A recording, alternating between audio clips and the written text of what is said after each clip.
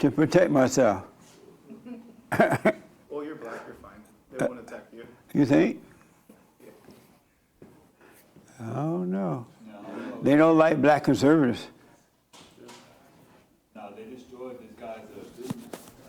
They burned it up. Yeah, like a bar all up in flames. What was it? It was, I don't know the name of the guy, but apparently his bar went up in flames. Like somebody put his bar on fire. So, and he didn't have any insurance on it or anything. Well, black people don't buy insurance. We started in a minute, 1 minute. I, over in Farmers Market, they burned all the white people's stores down. And then the ones that said black-owned business on it, some people had sense enough to put black-owned business, they didn't touch it. How you doing? Or what about the let it burn guy? The paper reported on this morning, where this guy's just...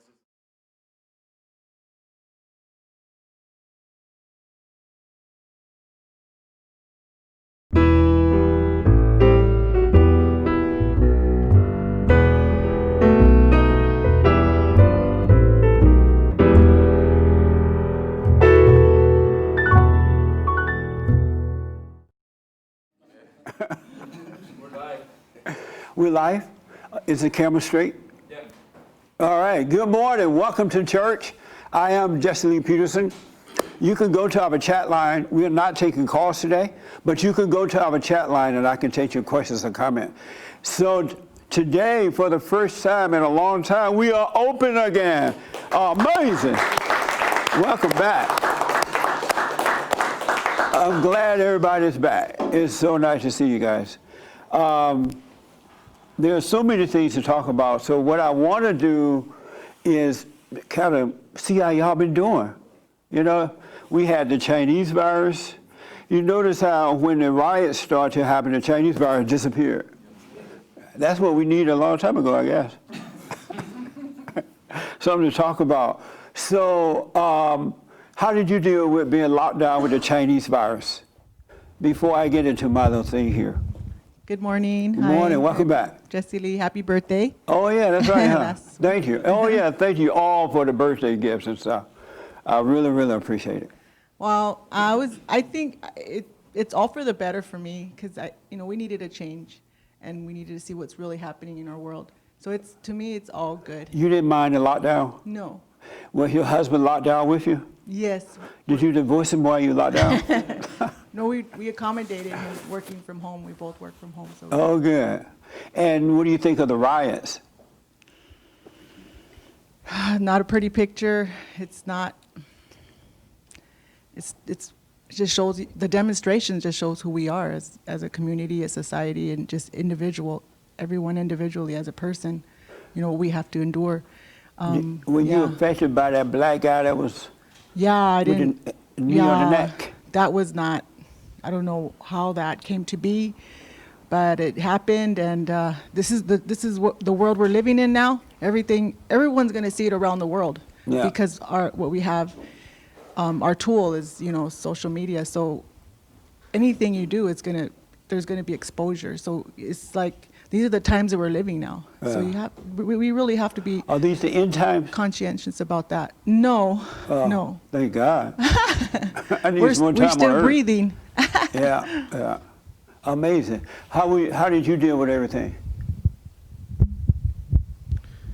It was nice working from home and not having that commute to go into the office. Less stress and more demanding at home because you want to get things done. And right. But other than that, we're just coping and seeing everything that is happening around. I think as Mr. George Floyd, what happened to him, that wasn't good. George White. George Floyd. George Floyd was the African American that lost his life. Oh, the black guy that. Yes. Oh, okay. Yes. Right. And for $20, I mean, is it really worth it? Taking a life. The officer just not thinking or not rationally in the situation where he could have they had him down, take him, put him in the car, and that was it. But I think what it was is it was getting so bad out there with government controlling us, telling us what to do, what to think, how to act, putting the fear, corona this, corona that, COVID-19 this, COVID-20 this. Every day, every single day, they dropped everything of what was the news, just focused on one thing. You know, we drove by 2 hospitals. We drove by Kaiser, and we drove by Carson Memorial Hospital. Empty. Yeah. So what is really going on? What is really going on? They're pushing for government control, you know, treating us like animals, lockdown, you know, but yet it's okay to go to Walmart, go to Target, you know, and they're making us wear these masks, you know, telling us what to do, trying to put the fear in us, Yeah. you know, with some invisible Why do you virus. think it's so easy to control us, but it's not easy to control the people who were looting last night? Why are the good people so easily controlled? Because the good people are going to follow, and they're going to rationalize things, and they're going to follow the law of the land, but they're also going to follow the 10 Commandments. And people that are locked in, that are in sin, everything is shut down. Bars are shut down. Sports arenas are shut down. Everything is shut down. So when you're in your home and you're contained and you see something like this happening, you're just going to go like a wild animal. You're going to come out and you're going to do what you're going to do. And again, I'm not saying that, you know, this is wrong or this is right for them to be. It's wrong to be going out there and not having a peaceful, you know, demonstration and stuff. I'm a street preacher. We go out to, you know, different events and stuff, and we see the law enforcement. We always have law enforcement. They, you know, they're around us. They protect what we do. You know, different agencies. Yeah. And one officer told us when we were preaching out there after the event, he says, you know, I'm not really concerned with you guys being out here preaching the gospel or saying what you have to say because it's free speech. I'm concerned with the people around you, how they live, how they act. We see these people around. So you went out and preached to the crowd that were tearing down everything? No. This Oh. would be events prior, Oh, I events see. prior to everything before Oh, okay. the COVID-19. Why you guys didn't go out and preach to the looters? As I was talking to a brother of mine, he said that it's not necessary to do that because But they needed y'all the most. yes. If ever I needed to speak preaching, now. yes, and there was Were an you afraid to incident. go out there? Yesterday we were in Huntington Beach. People were free to walk the boardwalk. People were free to you know, choose to go surfing. No, I mean, were you afraid to go amongst the looters and preach to them? No. You were not afraid? No. Oh, okay. No. Yeah. But there was a street preacher that lost his life back in the Ronnie King riots that went out. And Oh, he he was did? preaching, yeah. And He went out to the riot to preach? he went out to the Ronnie King riots, and he was out there preaching, and they beat him so bad that he lost his life. I don't know his name, but the brother was telling me about that. Amazing. All right. Yes, ma'am. How are you? Good, thank you. Is this your first time here? Yes. What's your name? Amber? Hi, Amber. How are you? Good. How did you find out about us? These are my parents. Oh, these are your parents? Yes. Really? Yeah. That's amazing. Wow. Are you going to streets too and preach? No. No? No. Well, I'm glad you're here. How did you deal with the Chinese disease and the riots over the weekend? How did you deal with all that? Well, the coronavirus, it's kind of been the same for me because I still have to work. So, Oh, you worked during the lockdown? You went to work? yeah, Oh. I work at a healthcare center. At a what? A healthcare center. Oh, I see. Oh, okay.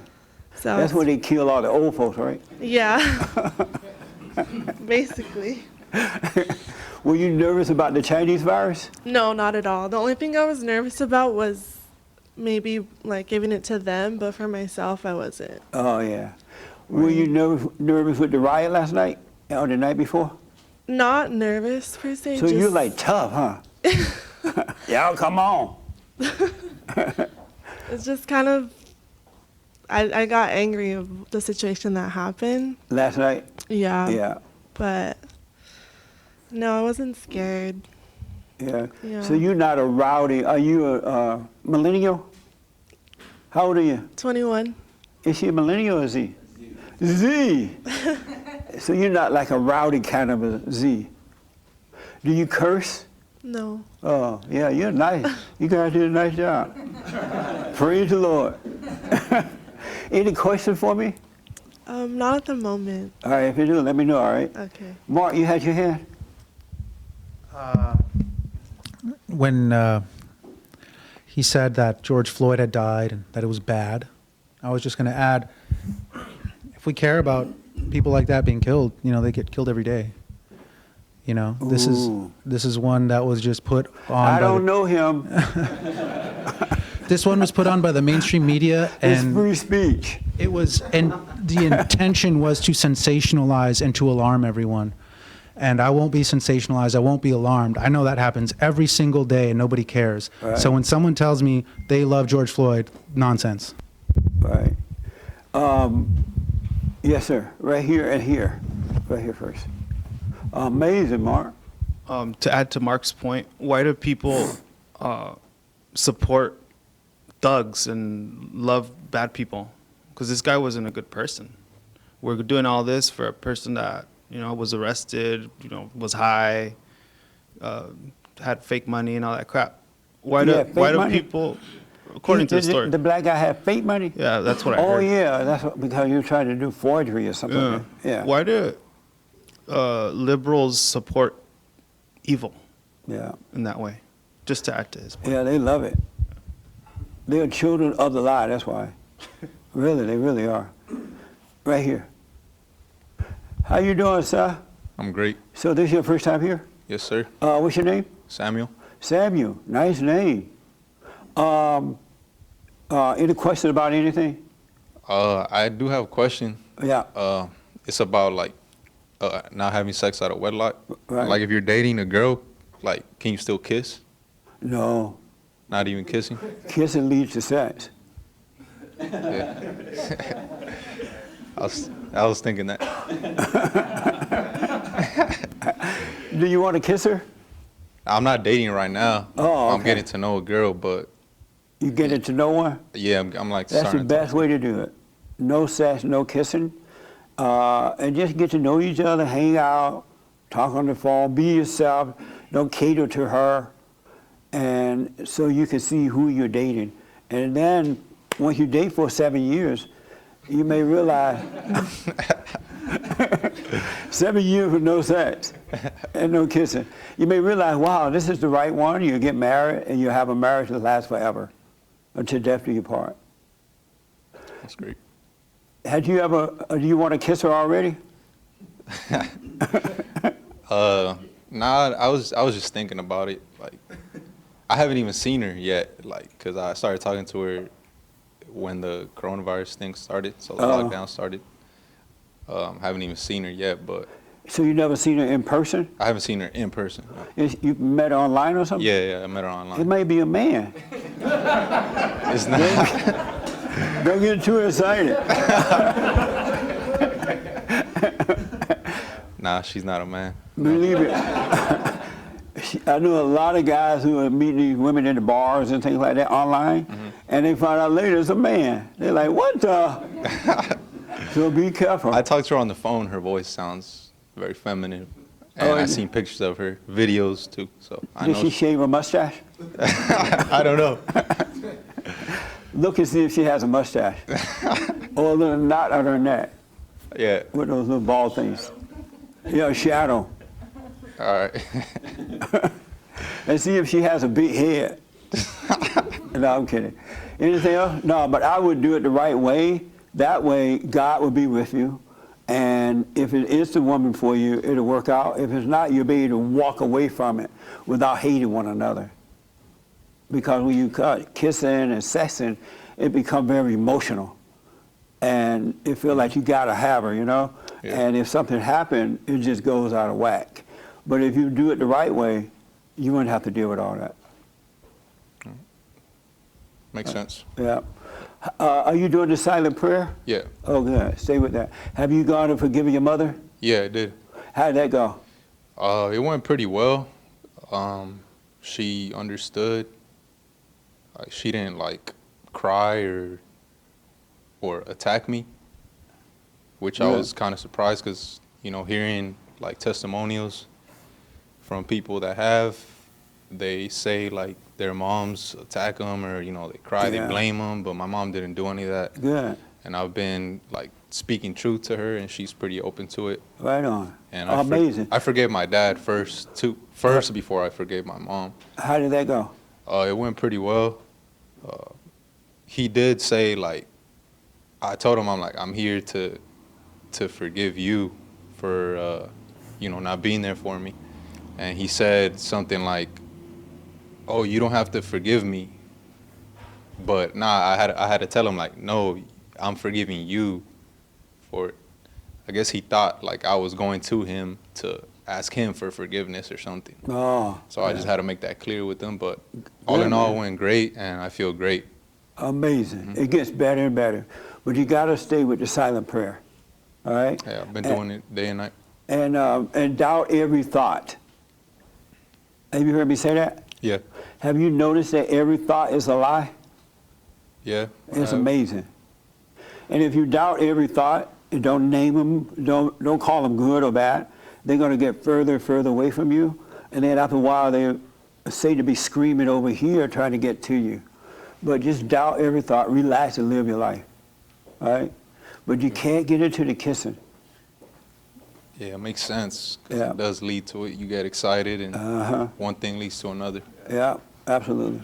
And the girl would appreciate you more if you didn't do all that, because she's going to try to get you to do it, and if you don't do it, it will eventually help her overcome that false need of, she's really looking for a father's love, but she think that is love. I told her about, you know, not having sex, Yeah. and she was like, well, she brought up kissing, and I was like, oh, I agreed with it at the time. You agree that you're going to kiss her? Yeah, like I didn't say, oh, I'm gonna kiss you, but I was like, yeah, okay, that makes sense. Like, yeah, you could still kiss. But that's why I asked you, because, you know, I've been thinking about it, and it makes sense. Yeah. You know, one thing leads to another. If you tell her that you're not going to kiss her before you meet her, you will never meet her. She's going to be like, what the? I'm wasting my time. I can't control you with no kiss. But you're doing it the right way, man. It really will. And that's what women need. They need men to lead the way, not to allow them to control them. They want real men. All right? It's true. So you're doing it the right way. Anything else? I just wanted to say, I started listening to you at the start of the coronavirus, and you helped me wake up.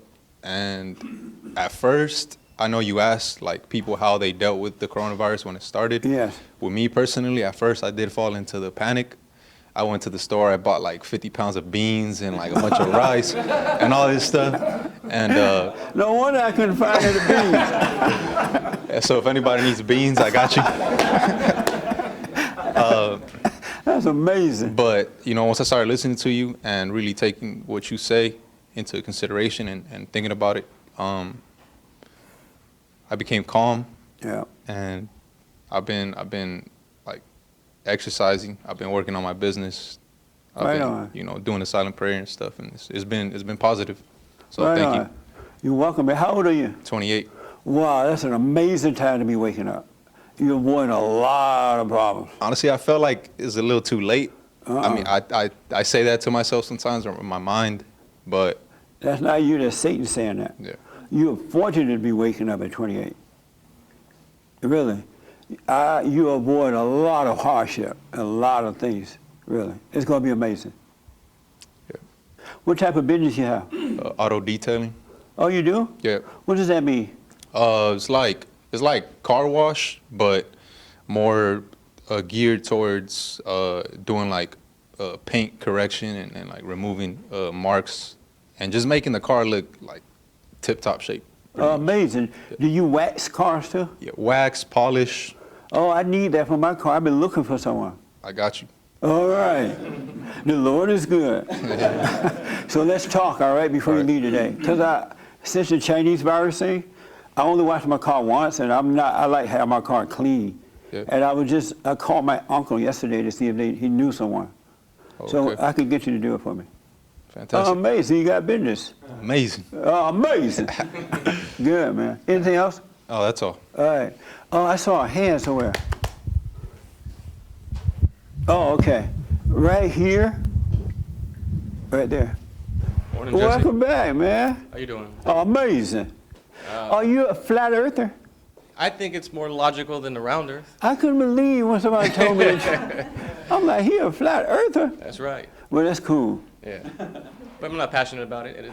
Did you see that spaceship go up the other day? Yeah. Did it go down the earth or around the earth? It went up and then sideways. Uh-huh. Right into the ocean. Did it fall off the earth? Nope. It went around. No. Nah. I didn't know Richard was a flat earther. Did you know that? You knew it? And you still did the radio show with him? How did that happen to you, Richard? Just studying. I mean, the more I read science books, the more courses I took, there was a lot of unanswered questions. The teachers would never have a good answer. They would just Right. repeat, they kind of what you talk about. They just have a long-winded answer. Yeah. But it didn't make sense. Just a lot of words, but it meant nothing. I think a lot of people dig into it instead of being seduced by how smart it sounds. It falls apart. I think the Bible said the earth is round. No. It Laid says out, if- 4 corners. What? That the earth is laid out. No, that means south, east, north, and west. Possibly. It didn't mean the earth was flat. But it doesn't say round. Amazing. Well, I'm glad we got some crazies in here. You got to keep it interesting. I'm just joking. I don't know if you heard about, I just caught wind of it this morning. I was telling Trevor, there was I think it was last night, maybe Frisco, a white van pulled up to a federal building, slid open the side door, and assassinated a federal officer. He shot 2 of them, right? Was it last night? I think it was last night, yeah. And one's dead, I believe. It happened Saturday night, I think. Yeah. Yeah, I but think 2 it's of them were NorCal. shot, 1 died. Yeah, and what people aren't, obviously not everyone here, but people forget to realize that, communism is real. There are people who are using this protest as cover to do more things. Like there was bricks laid out in advance of these protests. Yeah, I saw that. So there's a lot of planning involved. It Yeah. looks like it's organic, but it's very much not. Yeah. Who do you think is doing this and why? Same people like that would support Pelosi and Soros, and these just people who hate America. They work for the devil and they work for themselves, and you could say the Illuminati this, Illuminati that, but like you said, in the end, at the top of their little structure is going to be the devil, just working in all their absolutely. ears. Yeah. Amazing, man. But, something to consider. Yeah. Keep your head on a swivel and trust your gut, because you can't reason with an angry spirit. Yeah. Amazing. Yeah, something going on for sure. Yeah. Somebody trying to get something done. Yeah. But I'm glad you're open. Oh, yeah. No, it's too organized. It didn't just happen. No. This was like, last night they had announced that they were going to protest in 40 cities. And how did they know that in advance, And how did they all get there? Exactly. And who's leading these people?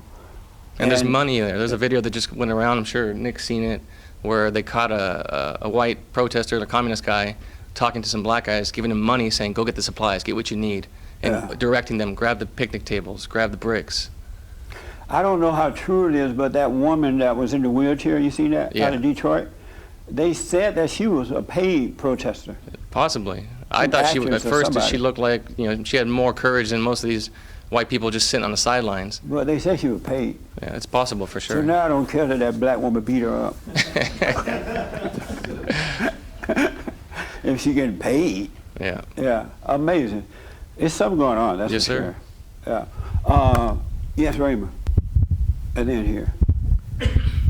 First, I'd like to say I'm glad that you're starting services right now, despite Thank the you, man. virus. It's good to have you out there. Yeah. It's amazing. Yes. Okay. Amazing. There's also so that you heard about the government issuing stimulus checks. Well, I'm not looking forward to getting one. You didn't get one? Not yet. But if and when I do, I'm donating to the church. Amazing. Well, I hope you get it. I do not want to be tempted like that. And so, but the little stimulus check, that's your, don't you have a job? Right now I'm on temporary furlough. But you were working prior to this whole thing, right? Right. And so that's your money. That's not the government's money. The government's issuing us money. The temptation to ask for the government's help is a bit too great for me. Yeah, amazing. Yeah, you're right. Let the young lady behind you have the mic. How you doing? Hi, Jesse. How are you? That's white Victoria. Welcome home. Thank you. And so how have you been dealing with this whole thing? What do you think about everything, the Chinese virus and the riots and all that?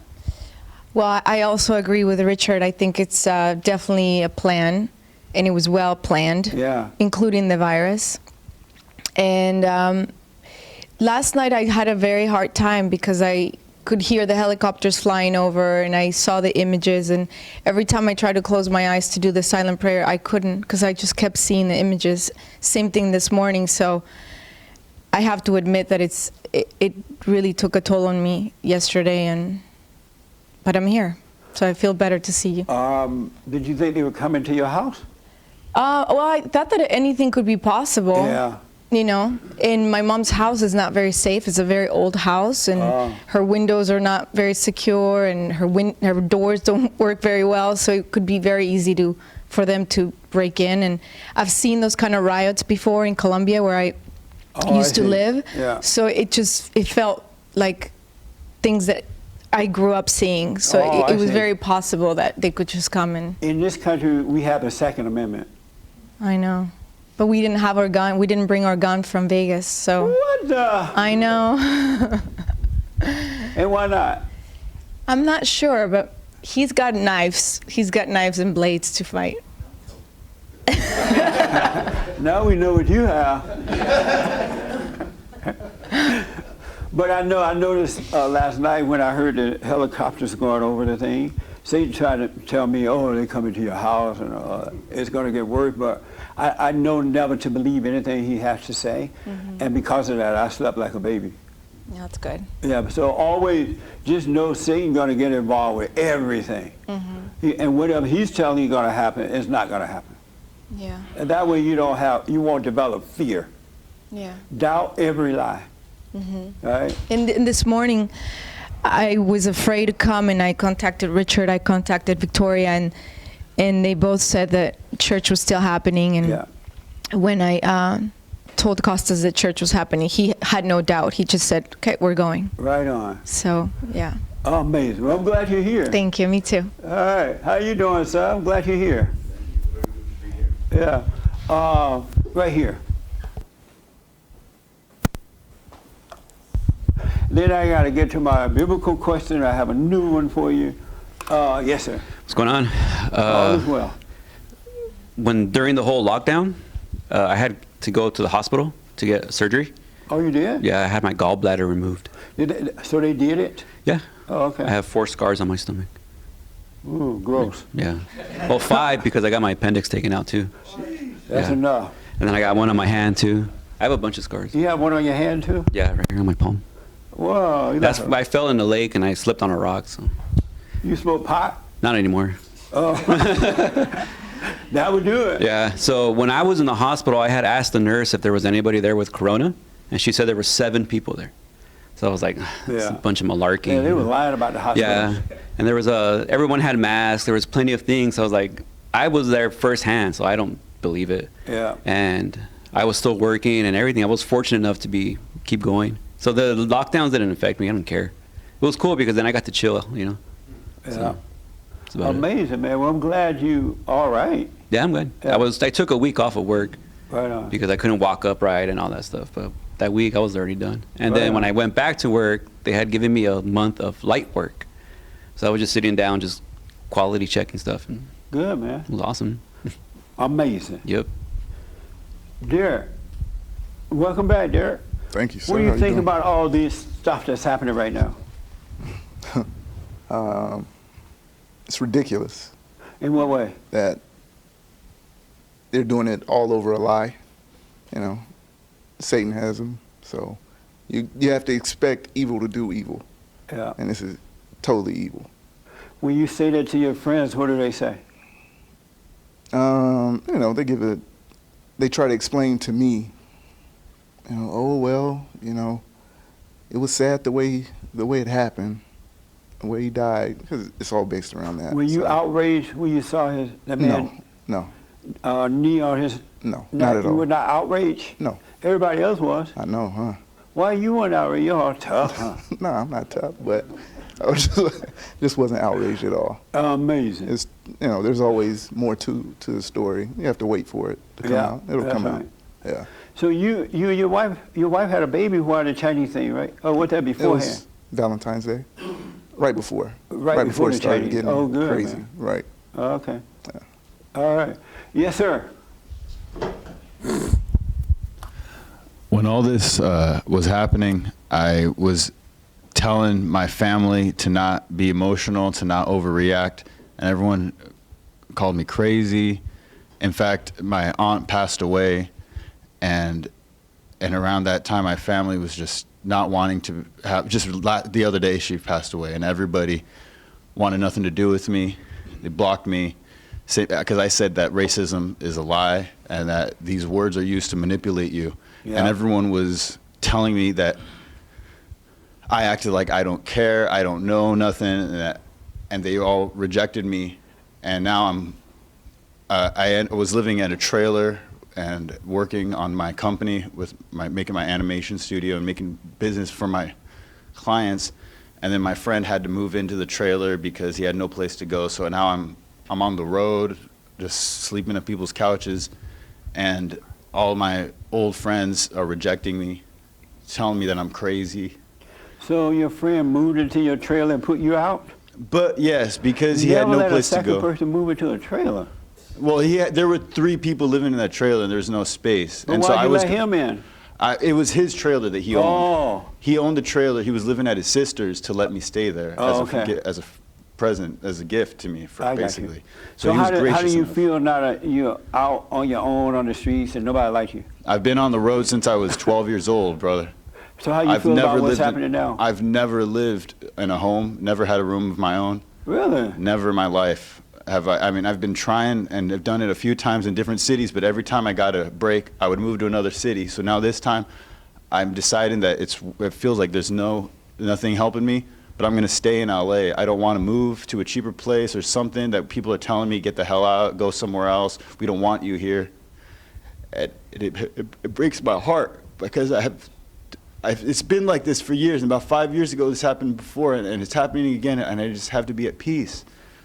And I was with a friend of mine who is, I guess he was a rabbi and studied Kabbalah and other things, and he was telling me to meditate, be peaceful, and to listen to God. Yeah. And last night, he let me stay at his place because of all that was going on. And all my friends were calling me saying, hey, man, let's go out looting. Literally trying to say, hey, let's go, maybe we'll pick up chicks. And I just was like, dude, no, this is the worst way to do that. It's not like, oh, let's party on Hollywood Boulevard and have some fun and smoke some pot. No, I've been sober. I've been getting my things together, and people calling me crazier. Yeah. People saying I need help. And people saying that because I even listened to you. Years ago even, people had told me that listening to you was the wrong way. And I knew that I didn't agree with you because of what you said. I agree with you because I already believed it ahead of time, and I heard you speaking the truth. Yeah. And right now I just want to encourage everyone to not just sit at home. I can't even collect unemployment because I do have some clients for my animation business. So I'm not collecting unemployment, getting $600, $800 a week. In fact, if some of the people hiring me are getting unemployment, they're paying me with their unemployment. Amazing. It's like, what am I supposed to do? And I just want to tell everybody, no matter what's going down, just be peaceful, because if a door shuts, there's going to be another way. Yeah. And I don't know what that other way is, but. So you stand at the rabbi's place now? Well, he let me stay there last night, but I'm just couch surfing with different friends. I have like 2 other friends who won't kick me out. You don't make enough money to get a bachelor place or something? No, I don't make enough money, no, sir. Why don't you get a second job, like a part-time job or something? Yeah, I think that's the way to go, but it's at the point where I still need to just have a place to have electricity and internet to actually upload the files for my clients. I have enough clients right now to, make a good $800 if I could work for the next few days, but I don't even have a place to put electricity at. So if you got a part-time job or something, you could get a bachelor place. Yeah. Just a room somewhere, and you'll be able to do all those things. Yeah, I was just hoping on to working on the stuff while I was in the trailer, and then that all happened. So you're right. You're absolutely right. But I just really was hoping on trying to make it work the way it was. And How long you're have right. you been out of the trailer? Just 3 days. Oh, okay. And so how you feel about your situation? I feel at peace about it. I feel in some ways sad, but why do you feel sad? Because it's like a traumatic event that is similar to my childhood. Back when I was 12 years old selling art on Hollywood Boulevard. It's the same, and it feels like although I feel more at peace than before, and I feel more spiritually aware, I feel still almost like the devil's trying to tell you, you're never going to get out of this. The devil's trying to tell me, you're always going to be the same. You're always going to be on the street. Yeah. And it's painful. But it's painful? But when I sit in stillness, it passes. Yeah. So do you believe the devil when he tell you that? No. Oh, okay. It makes me cry. It makes you cry? Why? Because the feelings come in and affect my body, but I don't sit and wallow in that. Yeah, this is the best time for you, man. You're very fortunate that you're going through this.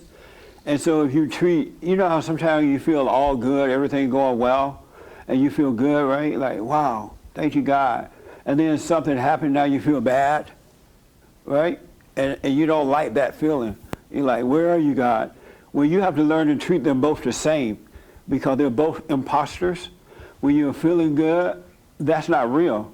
And when you're feeling bad, that's not real. But that's what Satan used to drive people crazy with.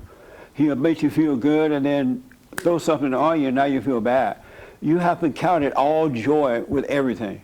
Have the same attitude that you have when you're feeling good that you have when you're feeling bad because it's not from God. So they're both imposters. And a lot of people, when they feel bad, that's why they get on drugs and they become alcoholics because they can't handle that pain, the thoughts and the pain. But those are things that help you grow. When you can endure that, when you learn how to endure the pain, and then every thought that comes, you'll be walking on water. Recently, I was telling my mother that, and she was calling me and asking me about coronavirus and my opinions on this, and we were talking about 2 hours, and I said, emotions are lies trying to manipulate you. Yeah. And then she decided to tell me that she believed I was possessed by the devil for saying that. She said that you were She possessed. said that I was possessed by the Satan. You should say, yeah, I was, but not anymore. That's literally exactly what I said. Because that's what it was. When you're in a fallen state, you are possessed. We are spirit. We're possessed. When you overcome it, you're possessed by God because we're not in control of anything. But I really want to encourage you to feel the same way when it feels like you're down. They're both imposters. And then you'll find yourself living and opportunity will open up for you like 90 going north. All right? Yes, sir. Thank you. God is with you. Cheryl.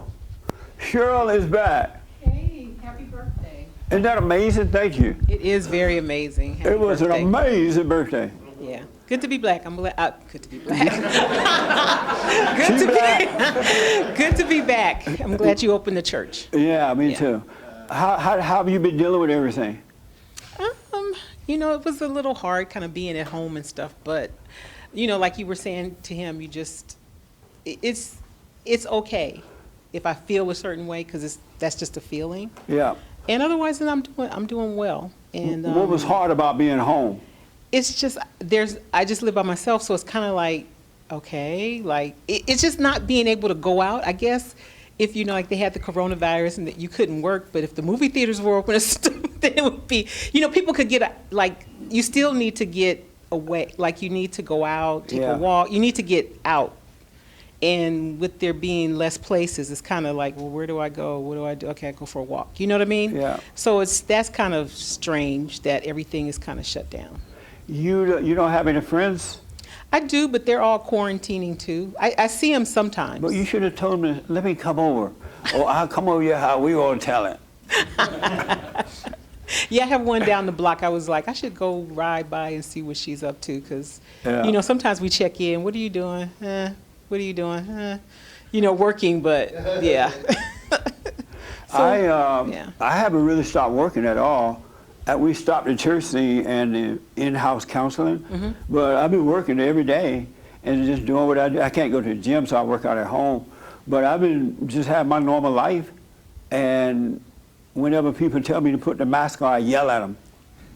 I was at the gas station yesterday, and you walk up to the window, you don't go inside of a building, and they taking under the glass the money, and the Mexican lady like, oh, wear your mask, wear your mask, wear your mask. Yeah. I said, I don't wear those things. Yeah. No, senor, you need to wear one. I was like, no, who told me to wear one? The government. I'm like, what the? I know. I'm outside, and she's on the inside of the building, and she wanted me to put on a mask. And then one day I went to the bank to go in, and they wanted me to wear a mask. And I'm like, I don't have one. I don't want to wear a mask. They're like, you got to wear a mask. And this lady was there, and some tall black guy. And the black guy was yelling at me, you got to put on a mask. I'm like, you know what? You better back down, or you going down, buddy. I was yelling at the guy. And they both could have beat me up together. And they said, well, you can't come in without a mask. I said, why not? I said, there's no law that says I have to come in with a mask. And the lady said, what's the rule? So I took my shirt off. There was a long line behind me. I took my shirt off and I wrapped it around my face. I said, I have on a mask. They was like, you can't go in with no shirt on. I'm like, well, what the? And then finally the manager came in. She said, oh, that's Mr. Peterson. Mr. Peterson, come on in here. And they gave me a little mask to put on. It was so much fun. It's a trip because when they... And then one black lady was yelling at me at the park. When she wasn't yelling, she was like, hey, you got to put the mask on. I'm like, go away. Get out of here. I had to watch myself because I don't want to end up in a real fight. But I'm sick of these people trying to tell me I got to wear a mask because they're afraid not to wear one. I know, it's like once the government tells you what to do, you don't know how to think for yourself what to do. Yeah. And it's like, oh, I'm scared. It's like, if you're scared, stay in the house, but don't impede other people's freedoms to do that. If you are like older, you have underlying conditions, then stay in the house. That's okay. If you feel like you're going to get sick, but it's like, they were like, well, we all need to stay in the house. It's like, well, do you know people don't have money? They're not, do you understand? People don't have money. Yeah. And I said, I don't know how I could impress that upon you. They don't have money. They need to go and work. It's crazy to see people walking around in masks. Made me think I'm in China somewhere. You go to the post office, there's a long line of masked people. I'm like, how do you know somebody's not about to rob the bank? I mean the post office. And people are asymptomatic. We're going to take your temperature. Well, 40% of them, it doesn't matter. What's asymptomatic? That means you don't have any symptoms. You don't have a fever. You. You got that, you know, like you kind of have, you're a carrier, but you don't get sick. Yeah. But you can infect other people. So all this stuff is kind of, And if you notice that the Democratic states don't want to let us go.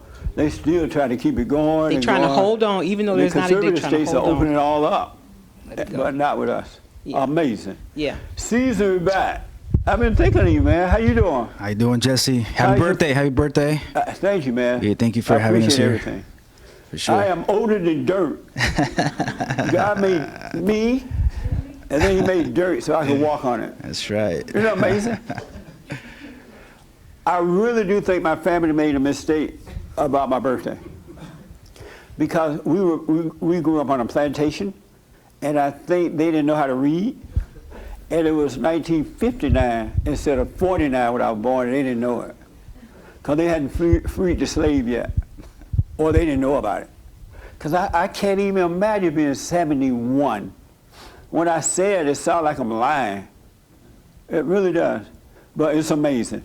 And I know it's because I have no hatred in my heart, and I absolutely see life as amazing. I don't hold anything against anyone. I have no fear, no doubt, no worry. And so there's nothing there to kill my body, to destroy my body, as far as I can tell. But anyway, thank you, Cecil. Thank you, Jesse. All is well. How's your family? They're doing good. And so being locked up with your wife all that time, just getting married, how did that go? I tossed you out the window already. Nah, I'm kidding. It's been honestly, it's been great. Right on. That's it. No opinions. It's great. I'm having a blast. You I'm know, glad. The whole family. Well, good to see you, man. It's great to be at home and actually be there and spend time with my kids. The fact that he's not in school, that's a blessing to me. Yeah. Amazing. Yeah. Well, good to see you, man. Likewise, Anybody thank else? Oh, right here. So, Jeremiah, my godson, he graduated from high school last week.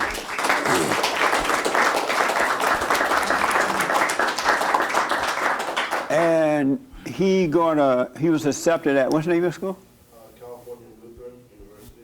Yeah, he's gonna be a football player. So, I still could beat him. When Jeremiah was a kid, I have 3 more other god kids, 2 more. And I used to they used to come over sometime with their parents, and I would get them out on the grass and drag them, slow them down. And Irma's like, man, don't do him like that. But they would keep coming at me. They were little kids. You know how kids are. They think they're tough. And I keep knocking them down. And we stayed friends. Oh, right here, yes. Back to, like you said, the Democrats don't I want to don't let... touch Jeremiah now because you're a big football player. And I'm just, we used to arm wrestle, I'm like, I could still take you down, man, but I know I'm lying. And I never give him a try because I don't want him to know I'm lying. He can beat me now. Because he was all big and muscular and everything. Yes, I'm sorry. No, that's all right. When you said the Democrats don't want to let go, they don't want to let people go back to work and stuff. Right. Work builds like character. It gives you structure in your life. It makes you responsible. It makes you feel good, especially like physical labor type jobs. Yeah. And I think it's because of that, because they want you to demoralize. They want you to feel, because when you don't work, you feel all jacked up. Yeah. I noticed that because I wasn't working for like 2 weeks, and then I found work and I felt so good. That's right. I was tired because it's physical labor. Yeah. It's like it was like through a staffing agency, so it was really hard work, and it was with a lot of illegals and stuff, like that kind of work. But it felt so good. It felt. Did you report him to the president? No.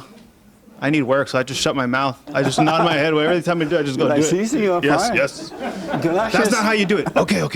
That's right. Yeah, I just shut my mouth because I need a paycheck. But That's right. I noticed that work, it is about money. It is, but that stuff's really important. Yeah, especially for men. Absolutely, man. I totally agree. It's healthy. And I know you say that a lot. Yeah. You mentioned that work A man builds. should be producing. He should be active, not sitting at home waiting for a stimulus check. I think you even said once that any man who doesn't work, who's sitting at home, is what did that word say? Useless, basically. Yeah. Like, what are you doing? No use like, to why are be you a- not working? Yeah, absolutely. Anyone else? Right here, and then I put my little 2 cents in here. Get to my biblical question. Piggybacking on what he's saying about working. Yeah. Do you agree that children should be? You know how they have that notion of children should be educated, should be in school. Do you believe that children should be working more, should be at work? I'm not talking about 4-year-old or 5-year-old. I'm talking about kids. As soon as they pop out the womb. Yeah, exactly. Then in the classroom. They need to be helping around the house. Yes. They need to be doing something so that that's all they'll know. Because they're trained to be studying. That's horrible, man. And it frustrates kids, especially a lot of my nieces and my nephews. Yeah. They don't like it at all. And when they grow up, they find some kind of reason not to work. Yeah, and then they get bored when there's nothing to do. I got too much homework. Oh, I gotta be at school. They find reasons not to work because that nature did not develop. Yeah, exactly. It's like what you were saying. I can't imagine not working. What do you do if you're not working? That's why I don't understand people who retire. It's like they're retiring to die. What are you going to do with yourself? You have to be working. Yeah, they point out like child labor. You know how they say, the kids in China, they're working in the factories, at 8, 9, and 10 years old. I don't think that's bad at all. I think that's a good thing. That's right. I think that's a great thing. It Send teaches them my son over responsibility. to China. Yeah, send them to China, exactly. Yeah, you're absolutely right. That's why we have to watch over our own children and not let the government or anyone, because they'll corrupt them, they'll destroy them. Yeah, you're right, man. Yes, sir. I just want to say, so glad you're back. Happy birthday. And, Yeah, you too, man. Thank you. Lockdown got so bad, I was binge watching Bros and Cons, man. It's terrible. I had to put a plug in for it. Oh, yeah, I saw that too. Joel was on there. You see Joel on there? Oh yeah, yeah. How did he Joel do? and Derek and he did great. Oh, And Derek was on there too? Victoria. Oh yeah. Oh, yeah? Yeah, I love it. It's Very good. nice. Good stuff. All right, congratulations to your show, guys. All right, anybody else? Okay, one thing I want to say is, how many people were outraged at the black guy that died, that had the knee on his neck? Nobody was outraged? Why y'all want outraged? Y'all so holy, huh? That's all I've been hearing on the TV shows. Everybody's so outraged. But they were not outraged when 10 people died in Chicago that same weekend. I believe it was the same weekend. And 40 people shot or wounded. No outrage at all. One man that they don't know, everybody's in just such an outrage over it. It's so phony the way the world is. It's all fake. It's not even real. How come you don't care about 10 people, but you care about one? You're supposed to love all people. It's a game that's being played on us. The one thing I didn't know, and then I'll take your hand, Ernest. Go to Ernest. One thing I didn't know until this morning that was concerning that black guy, there were 3 cops there. I didn't know there were 3 cops on him. It was one standing, and then one had the neck, there was another in the middle, and another one holding his leg down. I did not know that. And so even with that, I think they should just get all the evidence and go to trial, present the evidence, and let this thing work out by itself, instead of everybody overreacting to that. When I become president, I'm going to have all the cameras removed from the cops. No more cameras. No more cell phone cameras. I'm going to collect all you guys' cell phones and take the cameras off and give them back. Because what you don't know won't hurt you. All right? But it's a phony overreaction. It's a phony. Yes, sir, Miss. Yeah, I was just going to add that it was 10 in Chicago plus another 9 in Baltimore that were killed over Memorial Weekend. So 19 people, mostly black. That's amazing. And the cop, it looked like he should not have done that to the guy, just a little part that I saw there. But we still need the evidence. This is America. You assume innocent until proven guilty. But that's gone out the window now. And especially if you're white and you attack a black person. Yes, sir.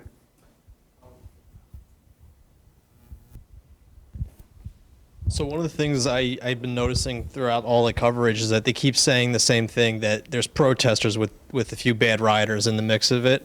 That's completely opposite in my opinion. I live right across from the Grove. Oh, man. And I even was in the middle of it when they started. I literally saw them break the glass to the Apple store and to the Nordstroms. Wow. And everyone rushing in. It was a riot with a little bit of protesters. That's what it was. It wasn't a protest with a little bit of rioters. No, it was a riot. At least in LA, I'm sure it's the same for all the cities. Were you afraid last night to rest after that? I really wasn't afraid. I was more just annoyed because I couldn't sleep with all the helicopters. Because I'm right next to it all, and it's just been a mess. Because I went to the farmers market that morning to get some food. I've been going there since the shutdown and I got to know a lot of the people there because they were just happy to have people in because everyone was running to Ralph's and the big stores, but the farmers market was still there. But anyway, they were saying they were packing up that morning really early because they were afraid that was going to happen. And sure enough, I don't know if you drive past it right now, there's like graffiti. Is horrible. And if I do feel anything, I feel bad for the shop owners in there because they're all family businesses, small businesses. Why is it that the government can lock us up if we don't wear a mask? Right. But if we went out and destroyed someone's property, they can't lock us up. Yeah, and I was listening. Why is that? I don't know. I was listening to the radio last night, and they had some local council. I forget who it was. Some local council person in L.A. saying it's our constitutional right to be protesting. Like, why are you saying that now? And then you're damning the people like in Huntington Beach and who I've yet to see them spray paint anything on their protest. So it's just like obviously he's a Democrat council person. Yeah. And it's like it's all being stoked. Like it's being stoked by, bad actors. The governor of Minneapolis said that this was white supremacists doing this. I'm like, Whites? Are you calling Antifa white supremacy or something? I didn't see any white supremacists. I saw Antifa. And so the president is deeming them a terrorist group now. So that's really good. Yeah. How did you deal with all this? And then I come to you, Victoria. Good to see you, man. Thank you. Yeah. Thank you. Same to you. Thanks. Yeah. I've been fine. Yeah. You know. Yeah. Have you been working? Every day. Yeah. Oh, good. Actually, I got a lot of things going on right now, so this is like perfect for me. I'm just inside. I had been inside, just like working pretty much every day. Right on. So like just not going out and not having those distractions, I guess it's helped out, you know. Yeah. Yeah. Amazing. Good, man. Yeah. Good to see you. Yeah. Your Thank you. son looks just like you, man. Thank you. You had that baby. Right. He looks just like you. All Mexicans look alike, though. That's for sure. Yeah. Wow. Did you see Nick screaming last night from the rally? He was throwing bricks and screaming. I didn't see it. No. Did anybody see that? Yes. Y'all knew it was Nick? Yeah. How did y'all know it was Nick? He said it? Yeah. Oh, yeah. I didn't see it. I just heard about it. What? Tell them about it, Nick. We're smashing stuff. I got a new laptop. No, I'm just kidding. Totally he was the first just Mexican to go into the computer store. If you see me with a new stuff, I bought all of it. No, I mean, the opportunity literally presented itself. I live nearby, right? I live right around Hollywood. I live next to all that. So Right. I'm driving and I start seeing commotion. I see people with masks and shirts like justice. And I have my battery pack on me, which I never have, and it was fully charged. And the opportunity was right there, and I had to take it. So I went right up to the cop. I went right up to everything. I caught as much as I could. Tried to interview people. You went to the hood? To the hood? No, Hollywood. Oh, I see. They turned Hollywood, Beverly, Fairfax into a ghetto in just a few hours. Graffiti, all the graffiti you see on that in those streets, all fresh. That's all new graffiti. I got them smashing the cars, starting fires. A little rubber bullet whizzed over my head. Oh, it did? Yeah, it's pretty crazy.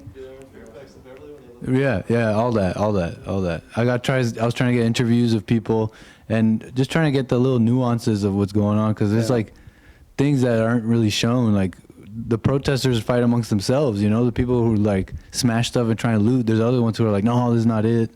So there's a lot of things going on. So I was just there to catch it all. So we're going to show that on the radio tomorrow. Right? Yeah, we'll try and show as much as we can. Nick is my producer, for those who don't know. Did you know Nick? Yeah, I knew him from the radio show. You knew he was a anchor baby? No, I didn't. Yeah, Don't he say was the born in other word. Water. Go back. Oh, wow. You want to fight? Yeah, we'll I'll show fight that.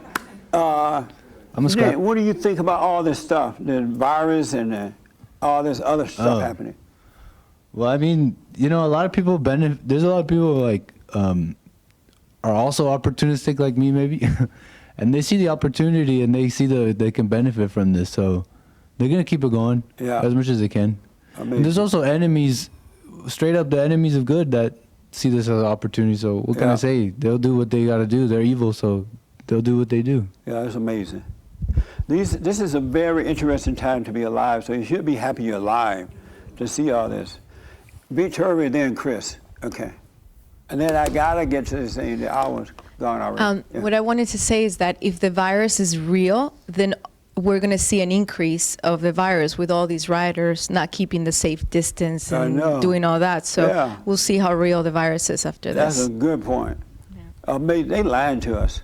There is a little virus, I guess, but it's nothing what they've been telling us. Now they're saying, don't stay in the house. You have a better chance of getting it in the house than you do outside. I'm like, well, that makes sense. You're out in the sunshine, fresh air, and then they say you can go to the beach, but you can't walk on the dry sand. I'm like, you smoking pot or something? And let me take Chris first, because Chris, you don't even believe that the virus exists, right? Oh, me? Yeah. Okay, I'm sorry, you usually refer to me as Christine. Oh, Christine? When it's actually Christina. Christina? Yeah. But you can call me anything you like, just don't call me late to dinner. Ooh. He gets it. Well, the thing is, it's really less of a matter for me if whether the extent of, how real this is, when there's tens of millions of Americans that are, not working. Yeah. Like I went to Whole Foods the other day, and it was the first time that I put on a mask in all of this. And I told the guy at the front, like, I didn't think I'd ever do this. And he said that, wearing a mask to contain a virus is like wearing underwear to hope it'll contain a fart. I'm sorry, I'm not trying to be gross, but I thought he made a really good point. I was going to tell y'all that you work for me, but I changed my mind. I don't want you to know that. All right, you can get rid of the mic now. Okay. But it's good to be back, sitting here instead of working. All right, give it to Eric. I just wanted to address what Victoria said about the virus, because I've been paying a lot of attention to what the scientists are saying, who are the dissenting voices, right? And a lot of them seem to be very serious people with a whole alphabet behind their name. And they're pointing out things like any virus generally takes around 6 weeks to travel around the globe or across the flat Earth. So from one end to the other, it takes 6 weeks, right? And we all knew about this virus at the end of last year. So I don't think there's going to be some big second wave. Everybody's already Cheryl said 40% of people don't have any symptoms, asymptomatic. Well, we don't really know if it's 40%. It could be 60% or 90%. Because by now, pretty much everyone's been exposed to the virus, if not everyone, right? Because it takes 6 weeks to get from here I to just there. don't believe anything they say. It's just a virus, just like a flu or whatever. Right. Even if It's it came from a lab, it's just a virus. Amazing. Yes, Richard. Anybody have anything else that you're dealing with, or you want to ask me about, or anything? Oh, okay. Let me just take Richard first, and then I come to you. Okay. Richard had his hand first, and then yes. With everything going on, and I mean, you woke us up to, or woke me up to it, about white people need to stand up, and you can see now that they're still playing that same narrative with the Minnesota governor and the mayor of Minneapolis, painting white people as a problem. Yeah. You see it online with Ice Cube and celebrities basically sharing memes and images, encouraging black people to stomp out and attack white people. Yeah. So if ever there was a time for white people to lose any fear of that label of racist or whatever it is, it's now. Because sure is. I mean, the longer that they're scared of standing up, speaking up, doesn't mean you don't fight a mob 1 against 30. Right. Yeah. But speak up, defend yourself. Don't let people Get make you feel involved bad in for being white. politics and everything. Yeah, it's just crazy. Like there's these so-called, like loving people on Facebook and social media just saying that they care about Floyd, at the same time advocating for just outright looting and attacking white people just for being white. They deserved it. It's horrible, man. It's really horrible. Yeah. And it's worse. They see white people just lay down and take it. They don't speak up. They don't say anything. And the other day I saw them cleaning up after the people I was just about to say that. There's a whole the white people going out there cleaning up. I'm like, well, y'all slaves or something? Yeah, I saw a video. The whole block was nothing but white people sweeping up, just quietly cleaning up the mess and just sitting there. And then they apologize for them. Like, you hear them say, well, you don't know what it's like to be black and 400 years a slave, and it's just a mess. That is so crazy. Poor white people. I'm glad I'm not white. I'm white on the inside, black on the outside. It's horrible to see white people be so weak, especially the men, too. Especially the men. Yes, sir. Yeah, happy birthday, Jesse. Thank you, man. This your first time here? No, I've been here a few times, but it's been a while. It's been about a year. Oh, okay. And I grew up here during coronavirus. So right who knows. on. But I was wondering, I was 5 years old during the LA riots, and I was living in Chicago, so I really don't know about what was going on. Like, how long did that go, and like what ended that? Like, how long, is this anything like that at all, or? I don't remember, man. I don't remember how long it went. It did go on for about a week or two, I think. And they didn't go into the white community. They only did their community, Watts and South Central LA. And they tried to go over into the Japanese area, the Chinese community. The Korean, yeah, but the Korean had guns. They were all up on the buildings and everything. They're like, okay, y'all come on. Y'all come on.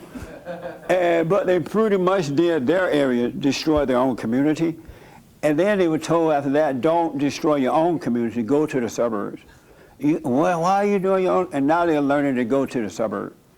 But I think it maybe lasts 2 weeks. I know a week for sure. Do you see it? Oh, sorry. Yeah, I did, but I was living in West LA at the time, and so I would just look out over there, smoke everywhere. I didn't go over there. Ain't no way I was going over there. But it was pretty bad, and they have not recovered yet, really. And they were set up then as they're being set up now to destroy. I was surprised when they went over to Beverly Hills last night, because I had told James of the Hate Report, I said, oh, we don't have to worry because those Jews ain't gonna let them come over there. They ain't going to Beverly Hills. Don't the Jews live in Beverly Hills? Right, Ernest? Yeah. And I'm like, the Jews not gonna let them come over there to destroy their stuff. They're gonna send the LAPD, the Beverly Hills cops and Santa Monica cops and everybody. And I was surprised when they allowed them to go over into their community and do that. So I guess the Jews are afraid of them too. So can y'all now like the Jews? The Jews are afraid of the blacks. Y'all didn't know that, right? I used to think I lived in a safe area, not anymore. If the Jews are scared, I'm scared. But were you surprised when they went over to the Jewish community? Very surprised. Like, I was at Fairfax and Beverly yesterday, and I was shocked that was going on, because that is like a nice Jewish neighborhood. Yeah. And I was shocked to see what was going on over there. That's crazy. I was stunned that they let that happen. Yeah. Yes, sir. Oh, it was you, right here. Anybody else? Were you surprised, Ernest, they went over to the Jewish area? Yeah. My friend Kent lived in the Jewish area, right? And so I had tested him. I said, oh, don't worry, they're not coming over to you guys. And right away he sent me the picture where they were over there already, at the library there, right across from the police station. Yeah. I'm like, what the? Yeah, I was going to say that. I was surprised that normally the Beverly Hills Police Department, they don't play. They don't play, that's and right. They, some of those stores, including there's a Mercedes-Benz dealership right by, about 2 minutes from the police department. They broke windows and damaged that. So, yeah, they were even on Rodale. And it was apparently about 50 BLM Antifa people. They've been trained now to go to the white people community. Yep. They literally have been trained to do that. So you have politicians, others telling them, go to the white community. How are you going to train someone to do that and get away with it? In fact, just if I could add, the stores on Rodale, apparently they knew they were coming. So some of the business owners, like the Gucci store, they boarded up a lot of those stores so they couldn't get in. So they knew they were coming. That's amazing. Yes. Yeah. What I've been noticing is that everybody thinks that that's a positive thing that's happening. Nobody's saying it's wrong. You're right about that. I was stunned. Me and my Hispanic family were watching it. Yes. All together. We did a barbecue too. So we all gathered and we ate and we watched it. And you're like, oh, look at them pass the rib. Yeah, exactly. No, exactly like that. They just burned out Gucci. Yes. Pass the tortilla. Yeah. That's exactly how we did it. Yeah. And then so we were watching and we're stunned because Channel 4 did a good job. You know, they just kept their cameras on there. And then we watched it and the reporters we were watching it and the reporters were excusing it. You know, they were hiding it. Yeah. They were using words to circumvent what we were seeing. Yeah. So and then I go on social media. I'm not going to do that anymore because everybody was supporting it. I mean, and I tried to, because I listened to you, so I woke up. Yeah. You know. Yeah. And I try to say, you know, this is not. I try to use your quotes. I'm like, this is not about race. This is about right and wrong. Yeah. And they said that, what the hell are you talking about? They're like, where you live? We're coming over there. So and I have exactly. I have a good mixture of friends on Facebook, and they all see this as a great thing. Like this is social justice and stuff like that. And then another thing that I know that we were just laughing about was the drive-by, I call it drive-by shoplifting.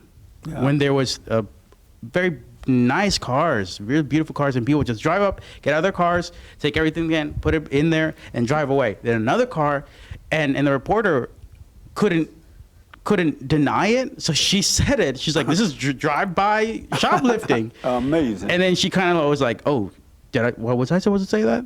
Because they're catching themselves. They're trying to say that, "Oh, this is a good thing." Yeah, that's crazy, man. Yes. It's insane what's happening. It really is. So my question is to you. This is my first time here. Right, I was going to ask you your first time. What's your name? Giovanni. Welcome, Giovanni. Thank you. And the riots brought me here. Oh, Because, as I said, the world is whatever you said is coming true. Yeah. It's coming true. You know, and I'm kind of like not devastated, but I'm kind of like, it's breaking down. Everything's breaking. Do you think so? Yeah. I mean, because the world going crazy. Going crazy. Because I said. And it's going to get worse. You haven't seen anything yet. Oh, I feel it because what I'm telling you is that everybody thinks that this is good. Yeah. They don't see. Well, I don't think that everyone think it. It's just that the media, the politicians are supporting it. Yes. And it seems like everybody else feel that way, but it's not true. There are even some blacks who don't support what's happening. Okay. Yeah. Okay. So One or two. You're right. Who said that? You're so right, man. Yeah. So I just was drawn. I drove really fast to your place. Oh, here. good, man. Yeah. You're safe. Yeah. No. Yeah. I'm not afraid of that. I'm just saying I'm just saying that. Here's what you do. Make sure you continue with God. Mm-hmm. You know, watch yourself. Live in the present. Yeah. And He will guide you. He will protect you. Even though because the world is the Old Testament, and everything that's happening in the Old Testament in the world can't help but happen because they are not of God. And none of those people love one another. They don't care about each other. They don't care about us. They don't care about anything because they're all evil and they can't help it.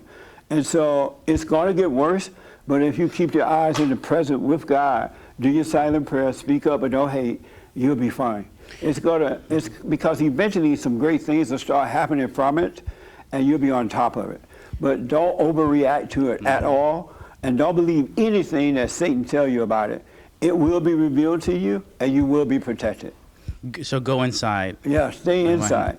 Because I trusted the world. Now I lost my trust, and now I'm going inside. That's right. That's the only peace I find, because the world is nuts. It's the Old Testament, and see. everything that is happening should be happening. God bless you. Because if you don't have no love, you have hate.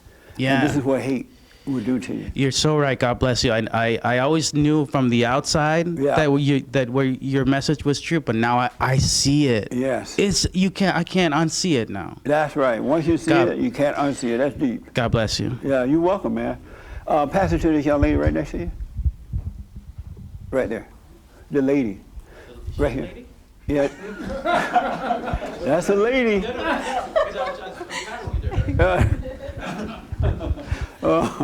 Last time I checked, yeah. How are you feeling about everything? I'm feeling okay. I'm feeling. Are you good about nervous it. or afraid? No, not nervous, not afraid. And how you dealing with it? I mean, I'm just being. I'm not neither here nor there. Right on. I'm pretty. Right on. Cool. That's good. So have you been at home all this time? You've been working or what? Well, I don't work, so I good. have been home, but I've been to Victorville to visit my sister. Because, just staying home, just being locked up, and I've had family come over and visit. Latinos are big on family, Right. so when I was feeling maybe a little down or lonely, I would either go to my sister or have my sisters or my brothers come over. Yeah. So, yeah. Yeah. The one good thing about it, to be home like that and to just shut down, is a perfect time to see yourself and understand God even more so because you had that quiet time like that. Yeah. But Satan want to make you feel like it's the worst time, but it really was the best time. Yeah. Actually, when I went up to see my sister in Victorville, shortly after, when I got back, I heard you and Joelle talking about taking the I'm sorry, I'm at a taking loss the word. pain. Yes, Yeah. taking the That's pain. what I was telling. Who was I telling that to? This young man over here. What I didn't know, I just really started to really see it, even though I've already gone through it. It's like they both are imposters. They're not real.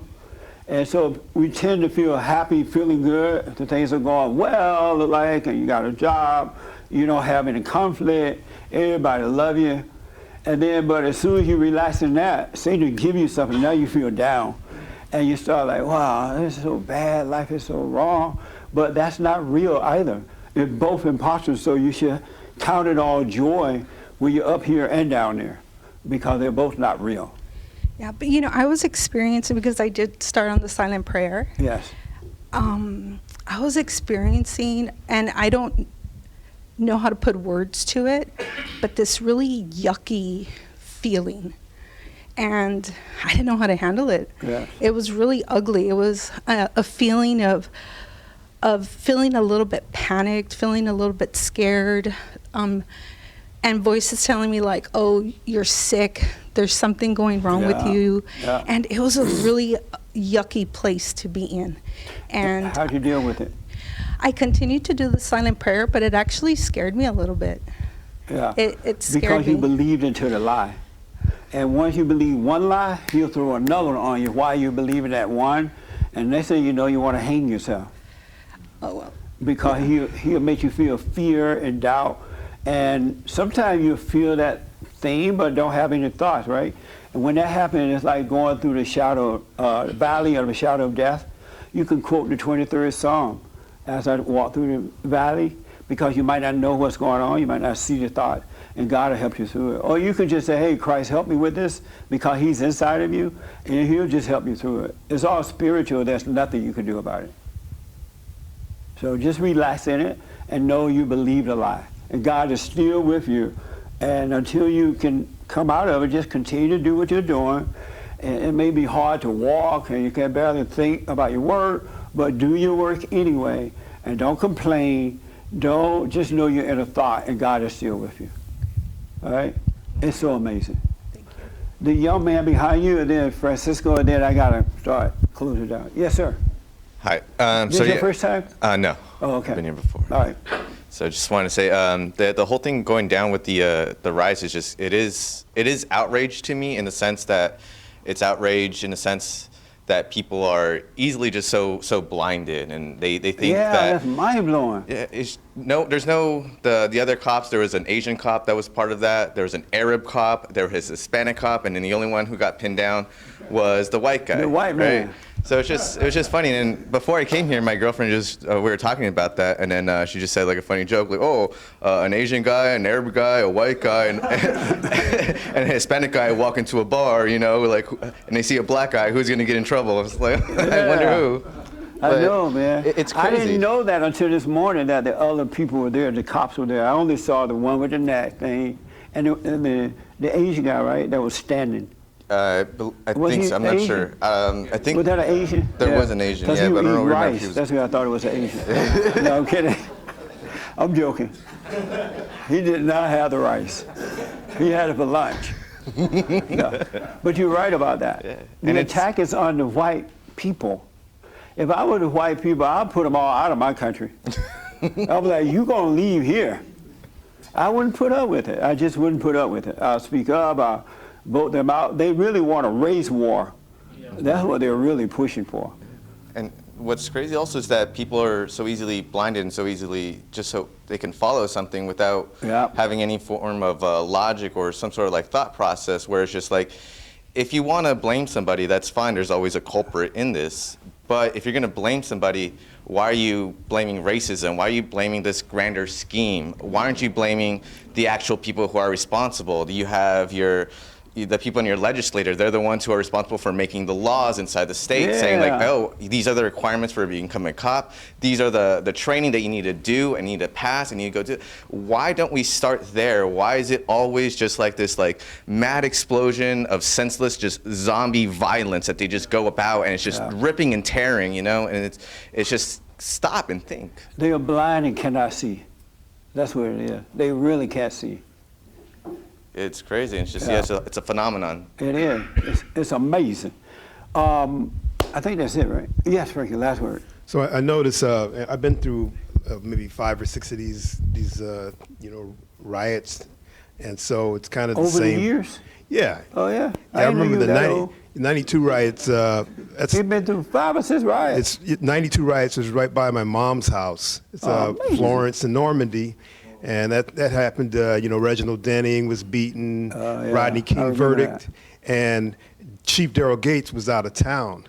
So when the police came in on that corner, they stayed for a while and they backed off. When they backed off, everybody saw that there was weakness. Yeah. That's when the riots started. Yeah. And people thought that was the blacks going crazy, and they were. But if you watch the videos and the movies, predominantly Hispanics were out there looting and robbing for a couple of days, and that's the way it was. I didn't know we had Mexicans over here in the 70s. They called in. This is Y'all been here that 92.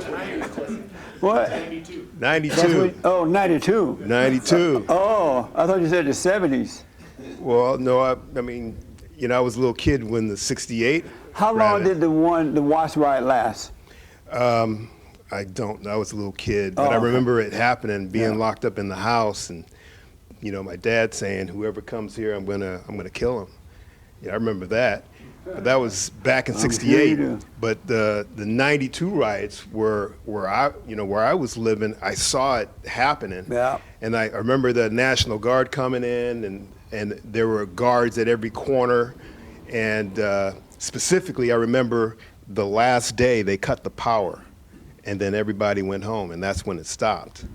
Amazing. One thing I noticed about the same incident, in the last couple of days, I saw how they were taunting the police, and they were testing them, and I can see that these men, they would not react, and it just told me that whoever is their boss has told them not to react at all, and it was the weakness of the mayor that's in charge of the police department that told them not to react. And that's why I went into a riot, because they were testing the cops to see if I can get a reaction. Can I do this? Can I hang out over here? When they should have arrested those people. They should have arrested those kids, Friday afternoon. You're right, you're not dispersing, you're not getting out here.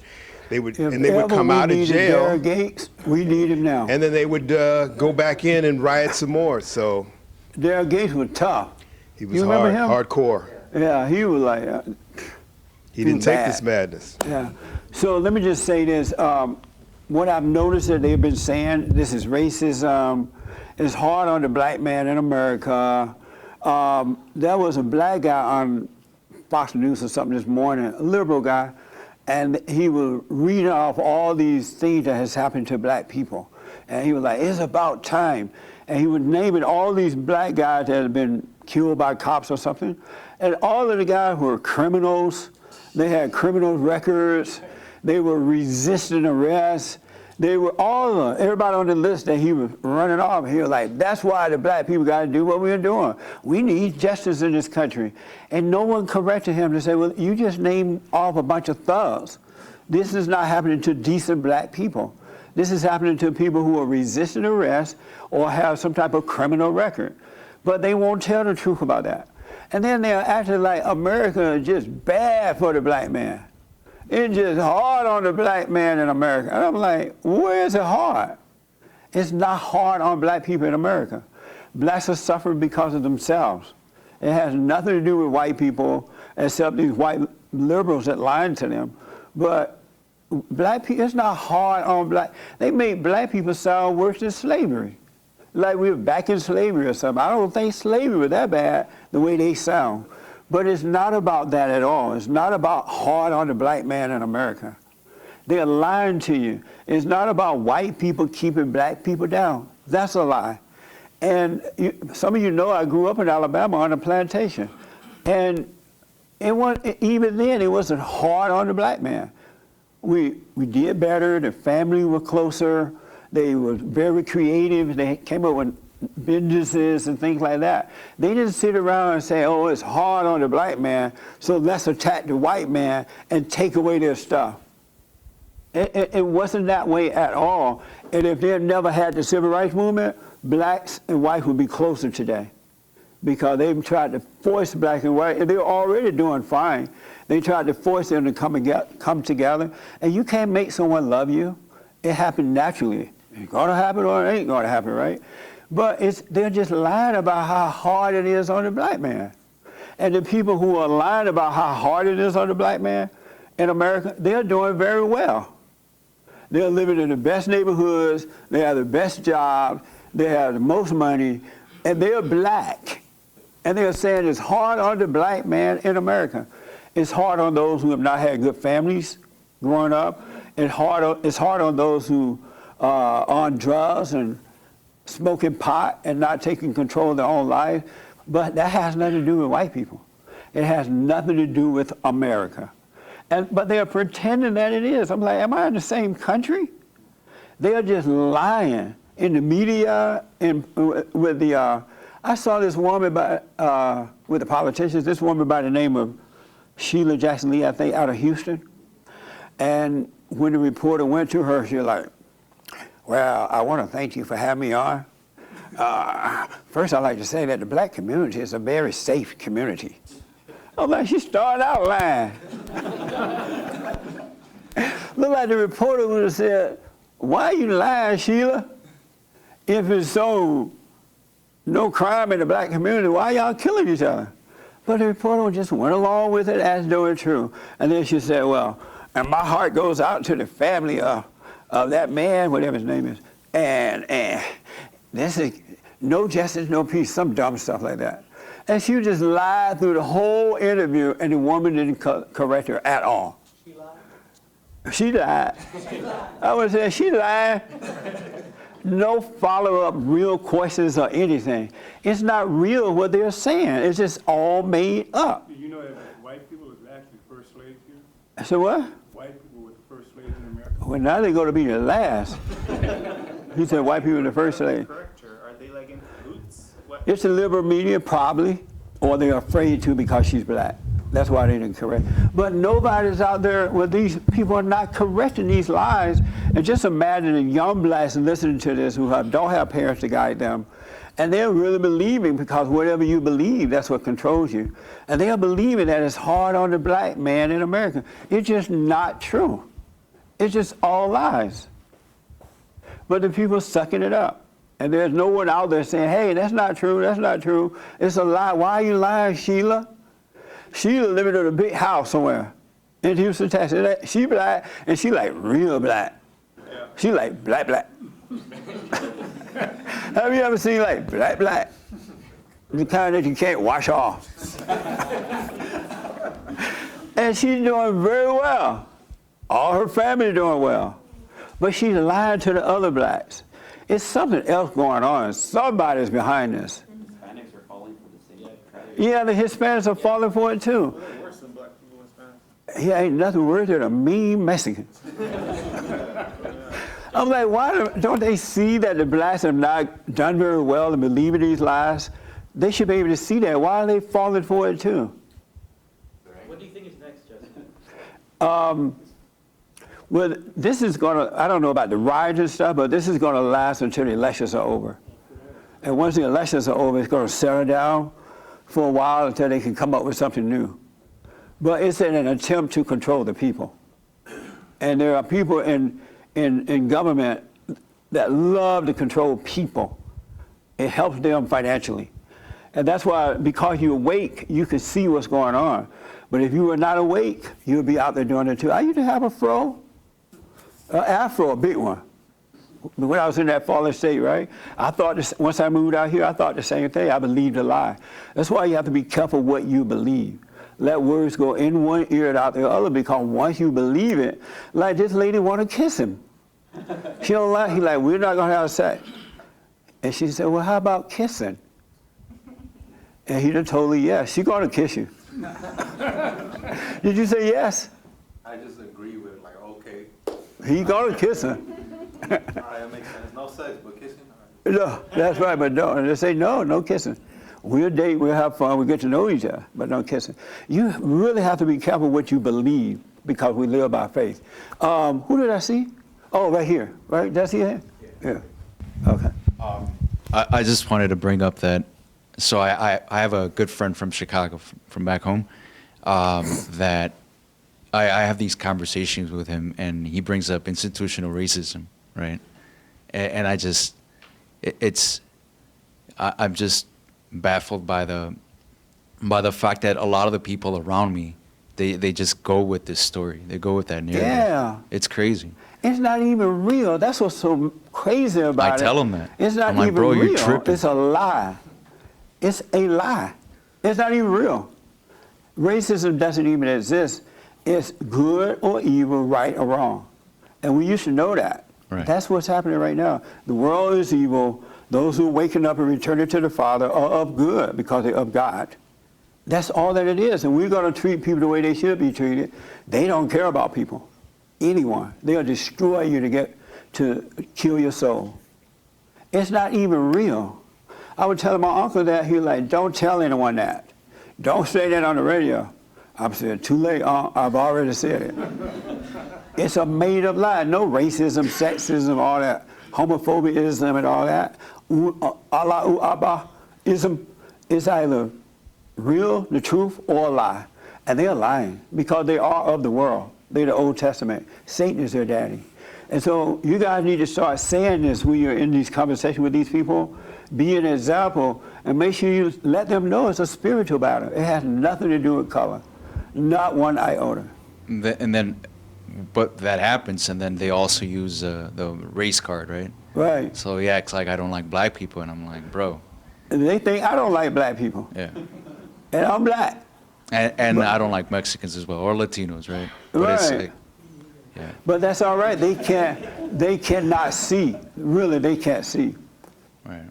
So they can't help it. They really cannot see what's happening. They believe the lie because they're in darkness. Even family member, your daddy, your brother, your mother, whomever, they have not awakened, they cannot see. And they think you're the enemy, that you turn on them when it's really not true. You're trying to help them. And then like people get so distracted by a lot of these things, yeah. And then they don't see the opportunities that pop up. Like, that's right. Once all this happened with the economy, right? I work in finance, so once all these things happened with the economy, there was like a lot of opportunities that were popping up for people to make money. Yeah. And they're so distracted by the corona, by this now, the shooting that happened with the other gentleman, and then the incident with Floyd. Yeah. Yeah. And this is going to last until after the election. Then it'll calm down. And so while they're all freaking out, you got to look for the opportunities. Buy yourself a little house. Mm-hmm. Or you can go and scare one of them and say, oh, it's going to get worse. You better sell your house to me. You can get it for cheap. Yeah. That's kind of illegal. I'm getting my real estate license right now, then you can't really do that, but technically you can do that. But yeah. I'm sure it happens. But they're freaking out. When you're afraid like that, mm-hmm. There's nothing you can do. But they cannot help it, man. They really cannot help it. All right? For sure. And that's good you get your real estate license. Yeah, yeah. You're just in time. It'll just be another thing that I'll be doing. Right on. For good, sure. Man. Appreciate it. I want to deal with my biblical question because of time. Oh, your hand was up for a long time right here, and then I got to deal with it because my workers are looking at me from the side. How you doing? Well, man. Cool. How you been handling all this? Oh man, it's been amazing. Yeah. I want to just all throughout this time, like I only had the place I'm living at for about a month and a half now, and beyond that, even while this whole coronavirus, Chinese virus thing was going on, the craze was starting to build up, and people were going out and buying toilet paper and beans and stuff like that. I was living out my car, and it wasn't. And I got my apartment, within 5 days. So, I mean, everything is good. When things are happening, don't freak out. Yeah. In your life, don't freak out. God is with you, and it's amazing what the doors He'll open up for you. Yeah, exactly. I'm working 3 jobs right now. I was just working right before I came here. You working 3 jobs? Yeah. Are you Jamaican? No, I'm Black American. 3 jobs. Tree. Cool, but man. I wanted to what you were saying before about, black people and how there's no slavery, I disagree with you on that. Because it is a slavery. Oh, in the mind? It's a slavery of the spirit, it's slavery of the mind, and it's not just black people, but black people are the front runners for it. Yes. You know what I'm saying? And you got the slave Whenever you want masters. destruction to happen, rent a black. And it's like the slave masters are like I'm gonna give me a t-shirt that says, for destructions, rent a black. The slave masters are the liberal media and everybody that's telling these people that it's okay to go out and riot, it's okay to go out and loot because of what happened, did might not even have happened like 250 years back. It's okay for that, but that's slavery right there. And I had an example earlier this week of how I texted my grandmother a picture of my Trump hat, and she gave me these 3-paragraph long texts about how he's a racist and a bigot, and young men like you shouldn't be following that, and this, that, and the third. Yeah, and I'm like, that was all off of a hat. I asked her if she liked the hat. But I'm glad you didn't say Trump pinned to her. No, man. Amazing. No. You're right, man. I gotta wind down my biblical question, but just know it's not real, folks. All right, they're lying. They're literally lying. It's not real. That's what's so amazing about it. And the people believe it because the Old Testament is out in the world and the New Testament is within us. So you gotta, and the war that everyone has is really with self. It's not with anyone else. It's happening in your mind and in the soul of your belly. Evil and good. That's the real war. But if you don't see that, you think someone else is bringing it upon you. But the war is happening within the individual. That's why you got to get to know yourself. My last week biblical question is when people tell me I'm going against my own race, you're going against your own people. I want Cheryl to tell me, what does that mean? And this young lady wanted to tell me too. You do, Victoria. Why you sitting so quietly today? I didn't even see you over there. I've had a hard weekend. Oh, I can't wait to hear that. Well, if I were you, I wouldn't sit that close to black curtains.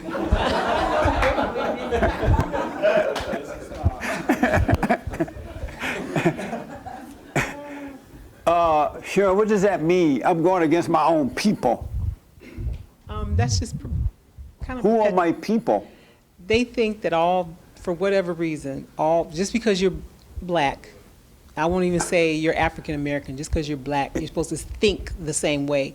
And when they say that, it's just perpetuating that. Like you're supposed to go with like you go with them, basically, when they say you're going against your own people. But I know you say my people are good. They're not black, they're not white, they just the people that are trying to do the right thing. That's right. That's my people. That's my those blood your family people. was my blood family where I was in the world and of it. But my spiritual family is those who have been turned to God. That's right. the truth. Yeah. Because if you notice, all those who've been born again, they see what's really going on. Those who have not, and even your blood family would turn on you. Yeah. Absolutely. Yeah. Amazing. Victoria, what happened to you this week? You come up in here with a black hood. Look like one of those, she looked like one of those Black Lives Matter people. I'm like, is that a Black Lives Matter person? What's wrong? I can't even really just articulate it. I'm going to go off on a tangent, but just seeing it's blowing my mind. Seeing what? The destruction. It blow your mind in what way? I guess in some ways I thought it just couldn't happen. You know? What couldn't happen? Just this, you Why know? do you think, you mean the rioting and all that? Mm-hmm. And why do you think that could not happen? I thought people were smarter. You haven't been seeing what happened with the Chinese virus? No, I know, and that's the thing, because like a few of us in here, I guess all of us, we've been out in the world, and we can see that there really is a social divide happening right now, or at least on the surface it looks like a social divide. There are the people that believe the hype, and then there are the people that know something else is wrong. Yeah. We don't know what it is, or I'll just speak for myself. But I don't know. how are you being affected though? You said you like, Lord, I'm so affected. I came up in here in a black hood, black pants. I did and I got that the because last seat in the house by a black curtain. No, really, I just, that today I just thought, you know what, I don't even want to think. I just want to get dressed and come out. I don't even want to think about it. But the thing about just everything is just shocking to me because, like I said, I was giving people more credit than they deserved, and I was judging myself for that. Oh. And I was even mad at you this week. You were mad at me? Yes. Lord have mercy. They always end up getting mad at me. I know, and that's how I knew. I was like, oh What my did I gosh. do? I was like, Satan has got me. What He's did I got do? me. Because I really started to become bothered about the whole not all but most black people. Because I thought, but it's not though, because now that I'm walking the streets, there's white people acting scared, there's black people acting scared, there's Jewish, there's Hispanic, there's people that if you don't have a mask on, you're public enemy number one. Yeah. And now they have license to hurt you, to say horrible things to you. They have license to treat you like you're the problem. Where it's like, no, we're actually trying to show you nothing's going on here. We're trying to show you the truth, just not even with words, just showing you, hey, here's my face. We don't believe this. So you were mad at me because I said it was the blacks? It was the cop on the neck thing that bothered me because I found myself wanting you to actually take a stance. But I realized after that I was wanting you to actually be hateful. And I was wanting you to jump to conclusions like I was. Yeah. That's what I wanted. But I saw that this thing isn't about race. This is a war on citizens. Yeah. This is a war like on Americans. Because the thing that I got, without saying too much, but the thing that I got about watching Nick yesterday is that everybody's guilty. I saw every color. But when I saw pictures, it was, people that look like me. There's no reason I shouldn't be able to dress like this today without somebody automatically thinking I'm part of that group. I'm not. I'm the exact opposite. So that was what stirred me up too, was the unfairness that I know is about to take place. That happened in a white neighborhood. There were lots of white people causing destruction. When I saw how many Antifa people were there, I'm like, this is too well organized. Something else is going. And then it was happening in city to city, all at the same time. I'm like, no, somebody else is behind this. Yeah. And because why is Antifa out there destroying everything? And the blacks are running up with them because blacks ain't got no money. They can't be going to every city. Well, that's what I wanted people to be. People have to be smarter because unless you live in one of these major cities where this is happening, I don't want to hear an opinion because some of my friends were like, don't go out there, but I went out there today because I wanted to see. And I just drove through by Melrose because I'm very close to that area. I'm concerned. I want to see what's happening in my neighborhood. There, I will tell you, I only saw a handful of black people. I saw lots of white folks. I saw a lot of people taking pictures. I saw people cleaning up, but I also saw the cops armed and ready. So you've been locked away in your house the last 2 weeks? Ever since the corona situation, ever since I came back in like March. And so have you been talking to white Victoria?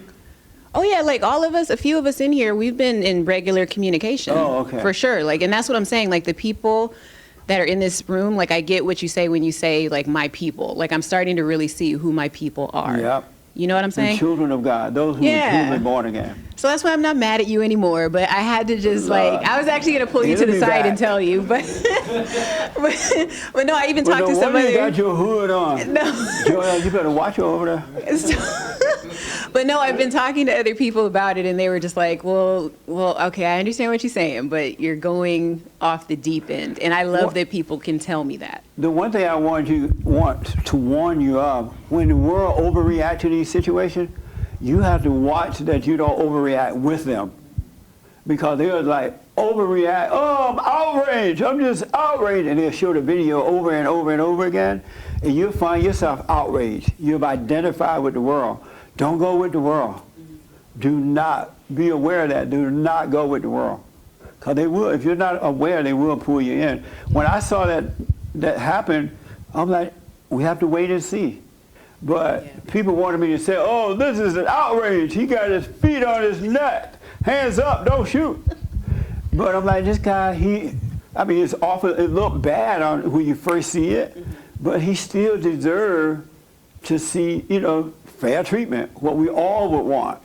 Yeah. Because video can make you see anything. Satan makes you see it in a way that is not true. And that's the realization I came to. So I'm glad that I felt those feelings this week. Yeah, and I was even emotional last night, like I said, because the one thing that bothers me, and I do want to ask you for guidance on this, because the thing that's bothering me about it is that even when I look at what happened, I don't see a racial issue. You don't see what? A racial issue. Right. I see. Because it doesn't exist. Yeah, and if what my eyes saw is what really happened, because I know I don't know what really happened. Right. If what my eyes saw were is correct, this person wasn't even aware that he was potentially killing this guy. Because I looked at his body language, I looked at who he was looking at. That was the body language of somebody being condescending to the people that were spectating. He wasn't even really paying attention to the guy on the ground from what I saw. Amazing. Interesting. So to me, that's a cop that should not have that job because he's unstable. He's not focused enough on the task at hand, and I wouldn't want my life in that guy's hands. Right. So that's why I say this is more of a civil citizen issue, citizens with, versus authorities, than black versus white. That's what I see. It has nothing to do with color. And that's why I think it started to bother me more, because now it's not, you're just going to bother me because I'm black. It's you're going to bother me because you have power over me, or you have perceived power. And the thing about it, those people care less about that black guy or the white one. Exactly. They don't even remember the name of either one of them. They're just using that to get you involved with them. Yes. For another reason. And if you have time, anybody in here, drive down Fairfax or Beverly right now if you can. It's like a movie, and it makes you really feel like you're in another world. And that's what I felt this morning. Yeah. And like I said, what in your opinion, because also there is now FTP spray painted on my block. And I went to the corner, and they've boarded up the Walgreens. They broke into Subway, I guess, to steal meat. I don't know, like, what are you stealing from Subway? But shattered sandwich. Yeah, so it's like a Subway sandwich. They were hungry. Because and I'm telling you, Jesse, like, I had to go out and see this for myself, because I'm like, dude, the media is not going to show me what really happened here. And like I said, when I saw it, I was like, all right, now this is too close to home. Now I really got to figure out how I'm supposed to get through this, because I was very, very scared last night, and I was on edge. And it was because I could just hear it getting closer, and like I had my window open, it smelled like something was on fire. Yeah. Well, next time, just stay out of your head, because Satan will talk to you about the situation, and he'll make you feel afraid. Yeah. But if you just stay out of your head in the presence with God, if there's something you need to do, you will see what to do. If you need to leave home, or if you need to stay home, or whatever, he will show you. God loves us, and he will take care of us in all situations. But you got to stay present with him instead of going into what the future, not even happening, or the past. That way Satan can't make you feel fear. Yeah. It's not from God, and it's not from you. Yeah. So I was worked on this week, but I figured I'll come to church. I'll just swallow my pride, come to church, and well, I'm glad to see you. Yeah. And I saw you walk in, but I didn't see it was you because you had your hood on, dressed in all black. And I'm like, is that an Antifa Hermes? Better go Mark, better go search that lady. Whatever. Like, who are you? So I have announcements. Yes. James, what was the name of that black guy I mentioned to you that was saying that how bad things were, and he was naming all these other black guys have been... I think it's Richard Fowler on Fox News. Is that right? Yeah. He was everybody he named was a criminal. It wasn't like some decent black person. And I'm like, go ahead. We have a ton of super chats, but we'll read most of them tomorrow. Joel will read them. All right. But I want to read a couple of them. James, don't you go over in that area. Oh, I won't. James think he's tough now? And can't you see one of those blacks over there yelling at him, you shut up. You don't know what you're talking about.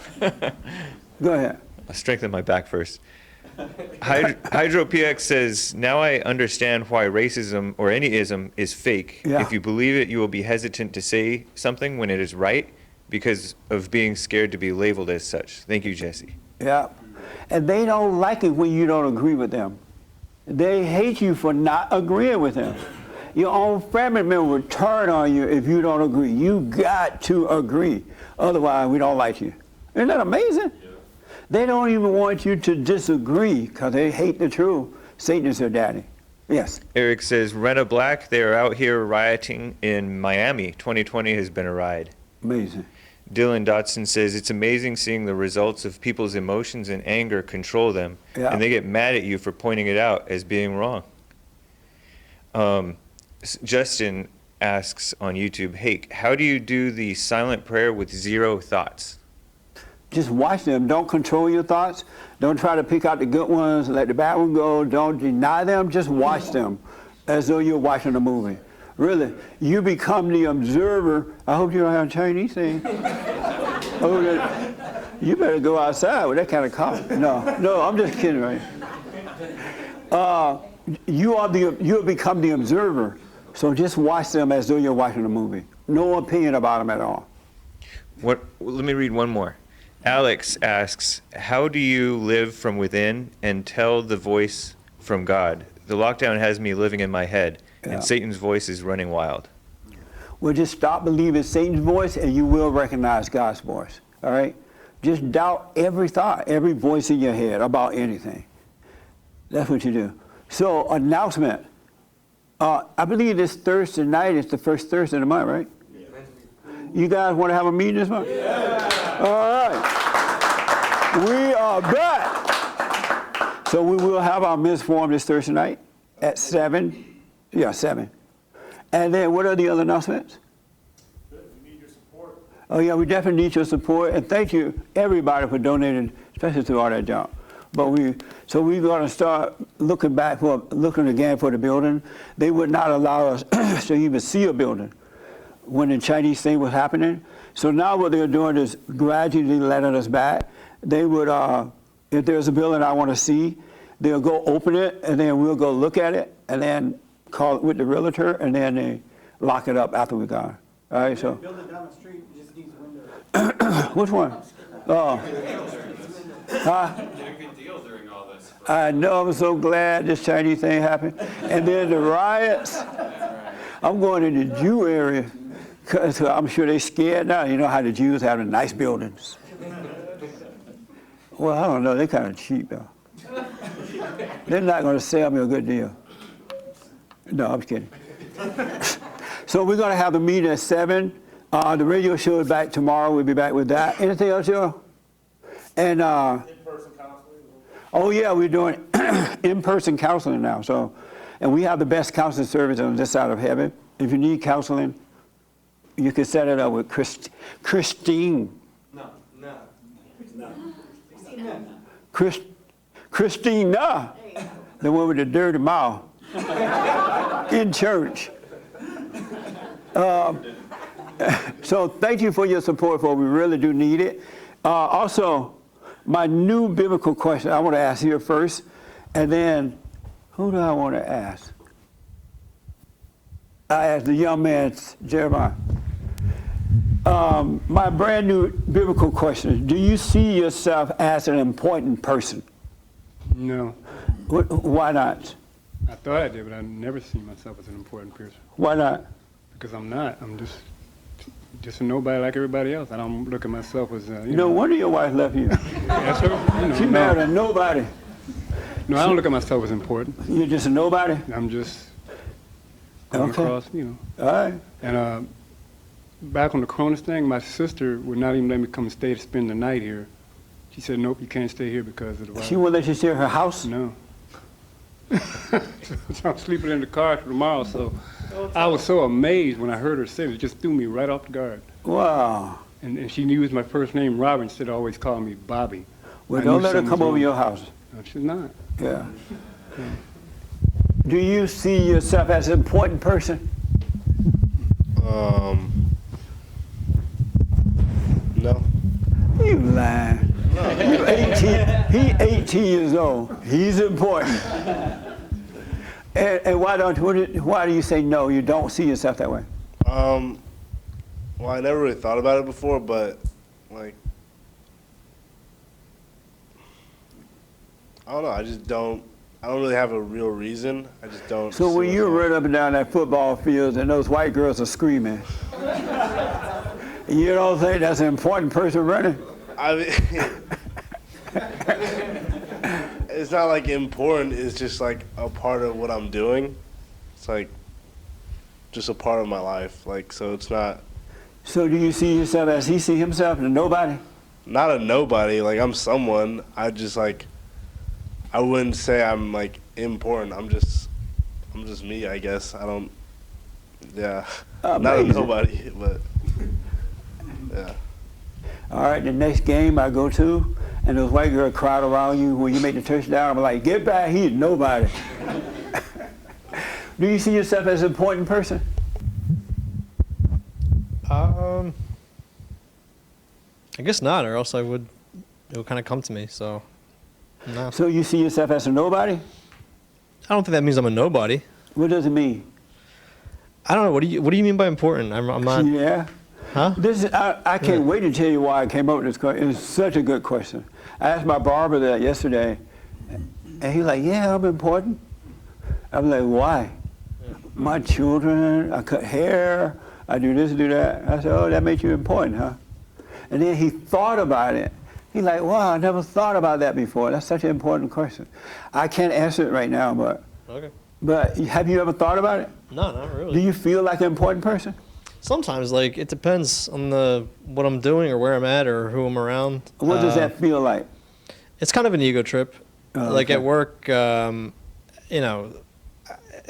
on what I'm working on, sometimes it feels like, they'll say, "Oh, we need you to do this," and like you're in charge of this, and if I do well, I get a nice little pat on the back. So that's kind of like a little bit of a trip, but I don't know. I don't think of it as an important. Now that you kind of word how you're asking it. So, yeah. Do you see yourself as an important person? Yeah. Somebody said yeah. Oh. Yes and no, I guess. Yes and no. I don't know. That's a weird question. At work, I feel like I'm important because we work as a team. So if there's one of us missing, it doesn't feel right. Yeah, I don't know. Did you say you're a nurse?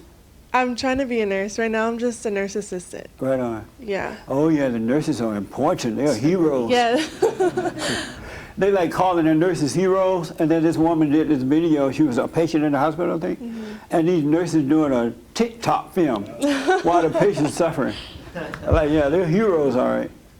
So, have you forgiven your mother? Forgive my mother?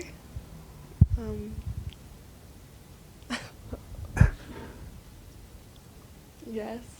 You forgave your mother? Now she's doing this. She up there lying. Why haven't you forgiven your mother? I don't know. Speak into the mic for me. What would happen if you forgave her?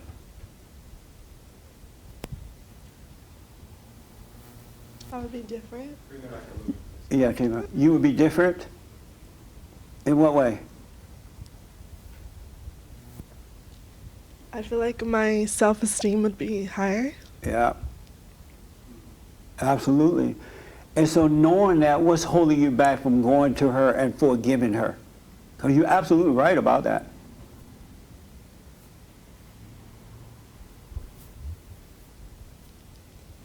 I don't know. You know.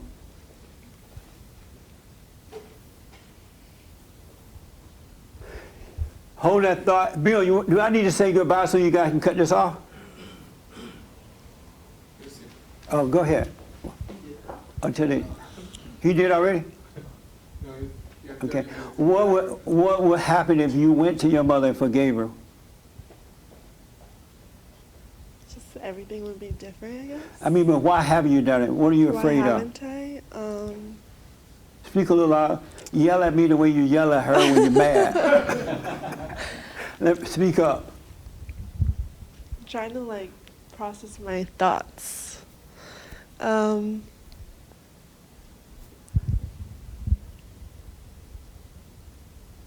Sorry, can you repeat the question? I'm sorry? Can you repeat it? What do you think? I know your self-esteem would improve if you went and forgave your mother. What's holding you back from doing that? You know the answer to your problem. What's holding you back from going and getting it resolved?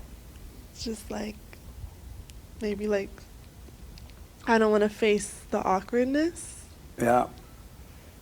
kind of. What do you need to forgive her for? What did she do?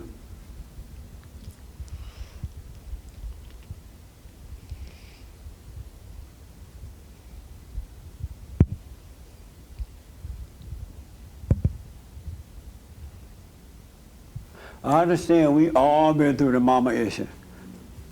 So don't worry about the cry. Go ahead.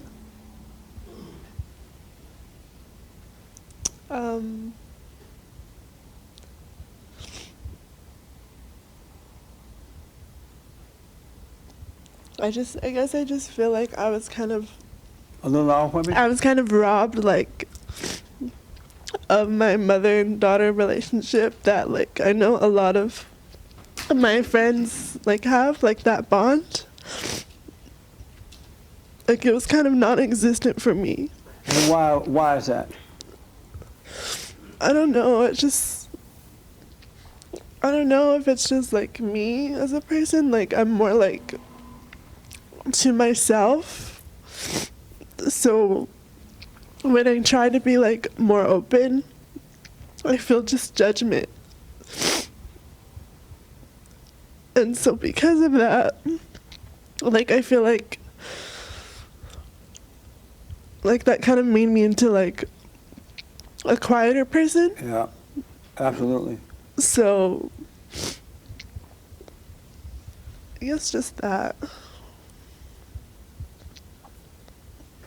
And have you talked to your father about her?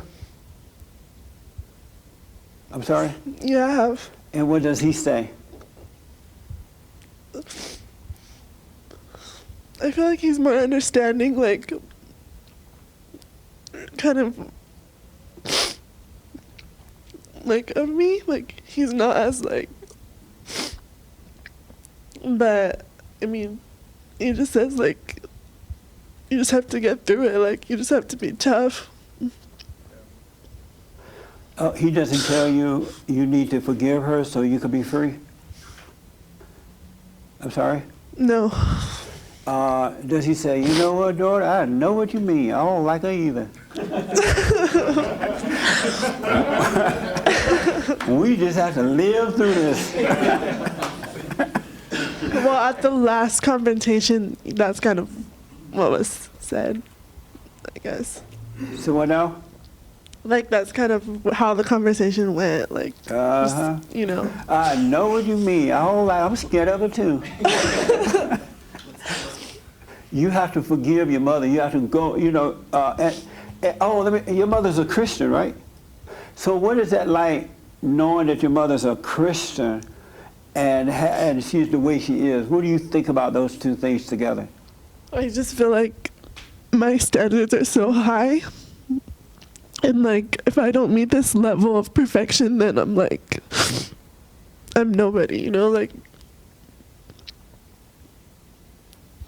I just don't, like, I feel like my mistakes, like, are permanently labeled on me because of the, like, standards that she has. Yeah. And what type of standard is that? What does she want you to be? I think she wants me to be like what she wasn't like growing up. And what was that? Like, just like live right, you know, believe in God, live holy, just to follow the standards of the Bible, I guess. Yeah. You got to face her and forgive her because you're going to become like her when you're already like her. Have you noticed that? I'm sorry? Yes. So what now? Yes. And that's the last thing you want to be like your mama, right? I'm sorry? Yes. Right. You become like whomever you're angry at. You take on their identity. So the same spirit that's in your mother is in you now because you're angry at the way she's been treating you.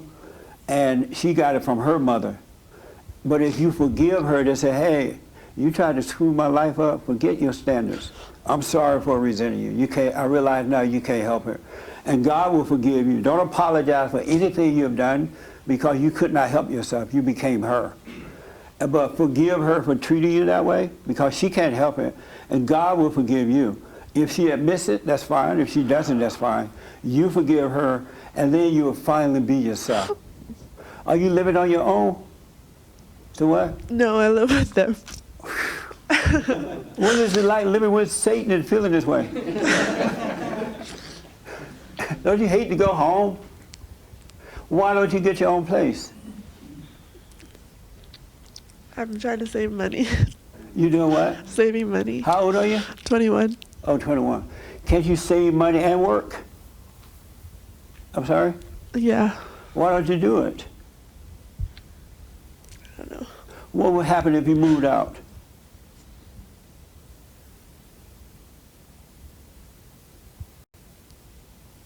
I would be more independent. Yeah.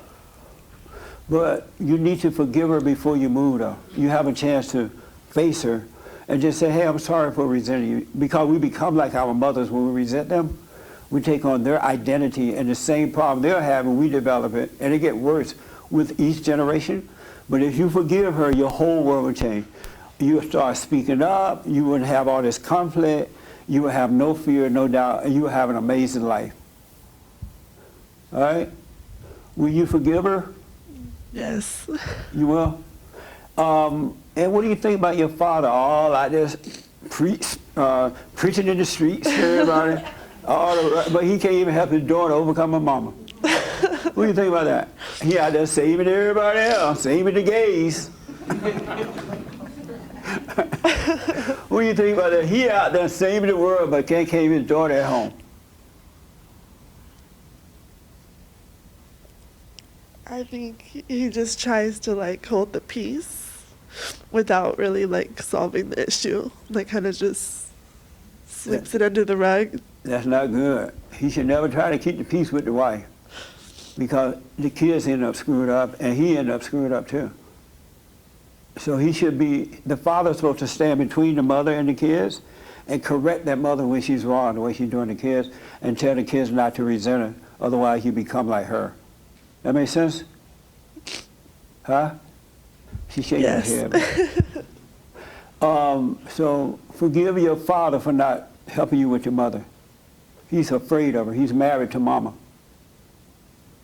Do you know your mother's mother? Yeah. And you know your father's mother? No, she passed away when I was... Have you noticed that your mother act like her mother with you? Kind of. Yeah. I don't really remember too well. It's the same. The spirit goes from generation to generation. That's why you must forgive her. I'm sorry for resenting your mother. You cannot help yourself. And God will forgive you and your whole world will change. All right? And forgive your father too. He's married to his mother. He can't help it. Are you dating? I'm sorry? No. Have you ever dated? Kind of. Kind of? What that mean? Like, got to know somebody but not like officially been with them. And what's officially being with them? Like boyfriend. We don't want no officiality. Just date, no kissing. And why haven't you like just dated? You're such a pretty young lady. And you're 21. Why haven't you dated?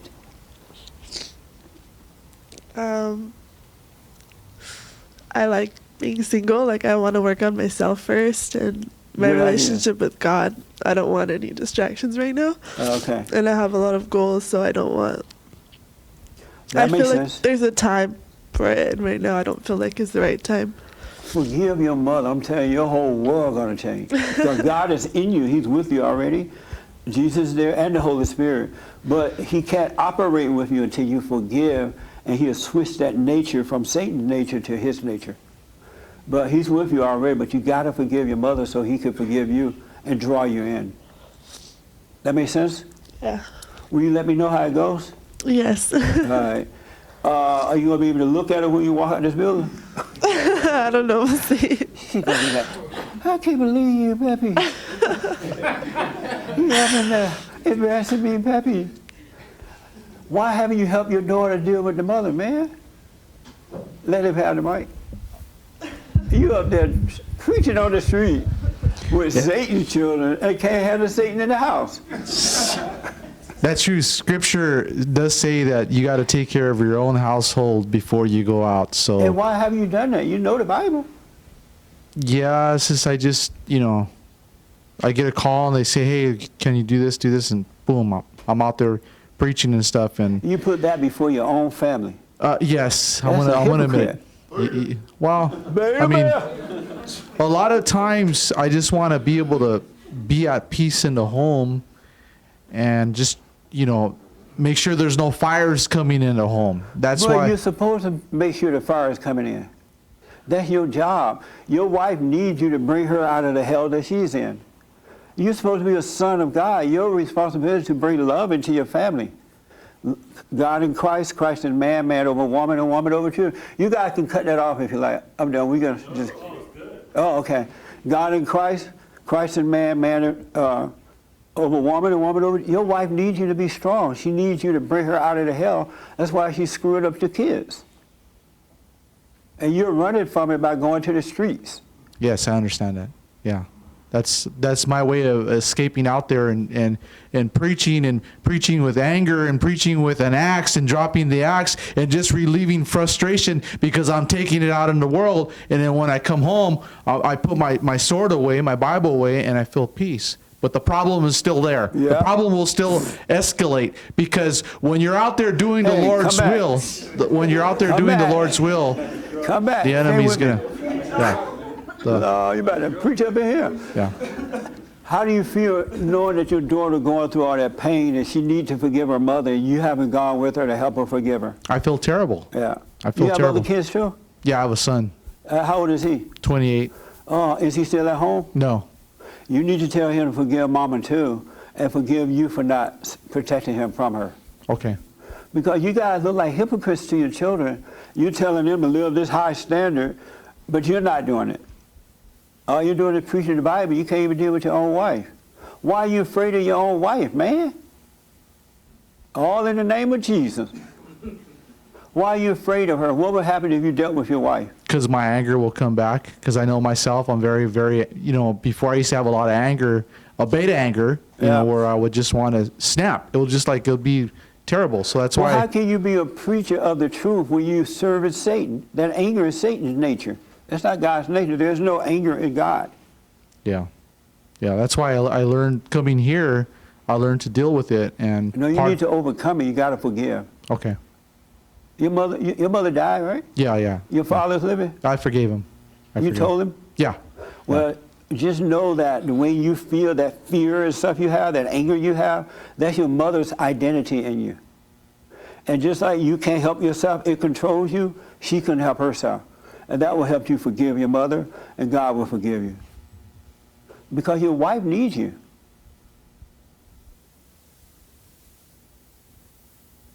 All right, so forgive your mother so that you can be there for your family. And tell your son to forgive her. Okay. And forgive you for being so weak. Okay. All right, all in the name of Jesus. Amen. Isn't that amazing? Yes. Yeah. Yes. So what do you think about all this? Lord have mercy. We're and she's scheduling an all appointment. proper. I'm just a Christian. This is exactly why I came here today, because we want the best for our family, and I know this is the truth, and we're all VIPs if we're here with Jesse Lee, because he's spreading the. So when you hear your daughter suffering like that, what are you thinking? Did you know she was suffering like this, and that you had caused it? I was going to be in the position. I wait on God pray about it to, you know, I want her to forgive me. I want to ask, you know, for that as well, and to my son. Why haven't you gone to her and said, daughter, I'm sorry for screwing you up. I was wrong with the way that I raised you. I really just want it just to be like you taught me, you know, just be truthful. And I want that where it is, and no distractions. So, and I do have distractions at home. So I just looking for that time, because I really want that to happen in my family, where there is forgiveness for whatever we were in that for what we did in that fallen state. So, yeah. So you should have, I would recommend you apologize to your kids for, you know, recreating them in your image and trying to make them be something that you were not, and try to live through them, because your daughter suffered from that. And you heard her say she wanted to forgive you, but she's afraid to face you. All right? And what is it like being married to a weak, Bible thumping, street preaching, tongue talking, throwing the mic down man? Well, we're overcoming a lot. Like for me, especially, I'm speaking for me. Since I've tuned into you, Jesse, I don't have heartache. That's taken away. You know, heartache is not a part of me anymore. So nothing can come against me to hurt me. So that I have so much Have you gone and forgiven your mother because of that. for recreating My mom's, you? we had that. I didn't have a strong relationship because she was going through stuff, but I could see now, and I don't judge her for that. She's gone now. Have you gone to her and forgiven her? She's gone, but we Gone had. where? Yeah, she's. She did? Yeah, she's no longer with us. Oh, I see. You need to forgive your mother so you can overcome that. Yes. All right? And forgive your husband for being weak. Oh, yeah. I bet you had, how long y'all been married? 22 years. You've had a good time controlling him, huh?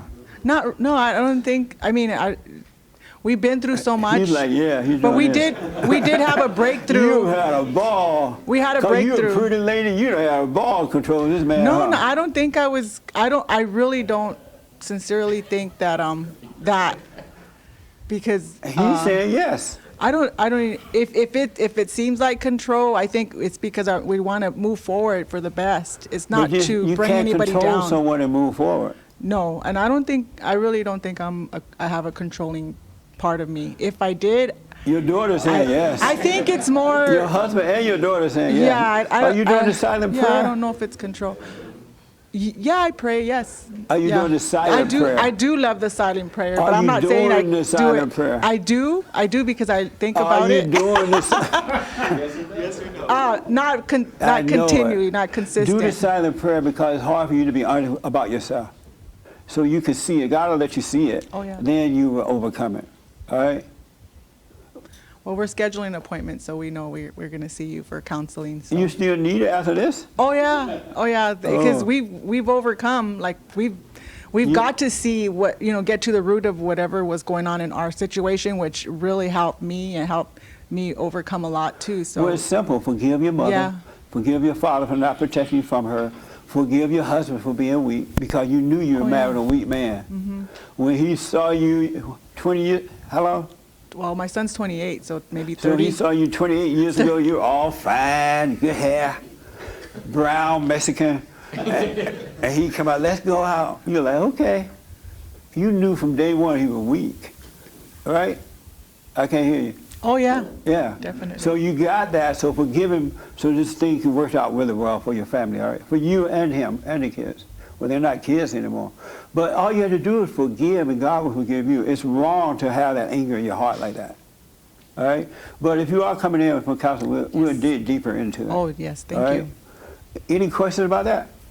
No. Okay. Are you glad that your daughter's opening up? Yeah, she's, that's why I want to bring her here, because we have a good time and we're learning the truth, and this is not something you're going to get in sitting in a church. Right. Because I think that's where all the segregation and starts in the church, and it's coming out in the streets, because that's what they do. It's a mess. Not. I mean. Okay. But not in this case. But. Well, you guys going to forgive your mother. Your life going to be amazing. All right. And you need to start living, not sexing and all that. But live, enjoy life so you don't regret not enjoying life during your youth, all right? And when you get in the car or whatever, make sure you just say, hey, I'm sorry for resenting you. And God will forgive you. And do my silent prayer video. Yeah, on my YouTube channel, it's a silent prayer video. I want you to take a look at it and start doing it so you can really see what's going on within you. All right? Are you feeling better already? I can't hear you. Yes. Isn't that amazing? Just the fact you see what the problem is now is making you feel better because it's God who is allowing you to see that. And whatever He allows you to see, you're on your way. And the only step you need to take now is to forgive your mother. And be honest, hey, and don't apologize. I don't know what you've been going through or what you've done, but you couldn't help yourself because you were not yourself. You were her. All right? Isn't that amazing? So let her have the mic for me.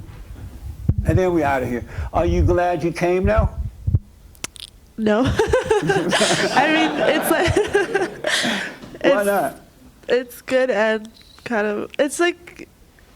It's just a process that... It's a door that you open that it's a good thing. The end result is going to be good, but like while we're going through it, it's going to be kind of painful. Yeah, I know what you mean, yeah. But I mean, it's worth it in the end. So yeah, I'm thankful.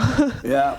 The thing that you don't know, now that you're taking that step and you're starting to deal with them, that fear that you have of facing them or you don't want to hurt their feelings or blah, blah, blah, that's going to pass away and you will never have fear again of anyone.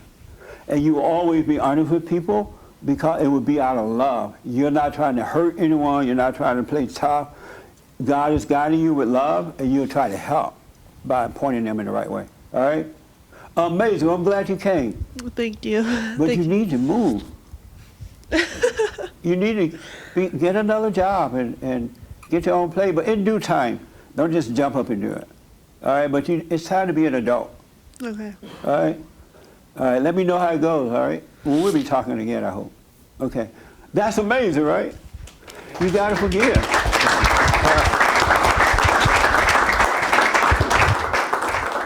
All right, thank you all for tuning in. And we went over, but it was worth it.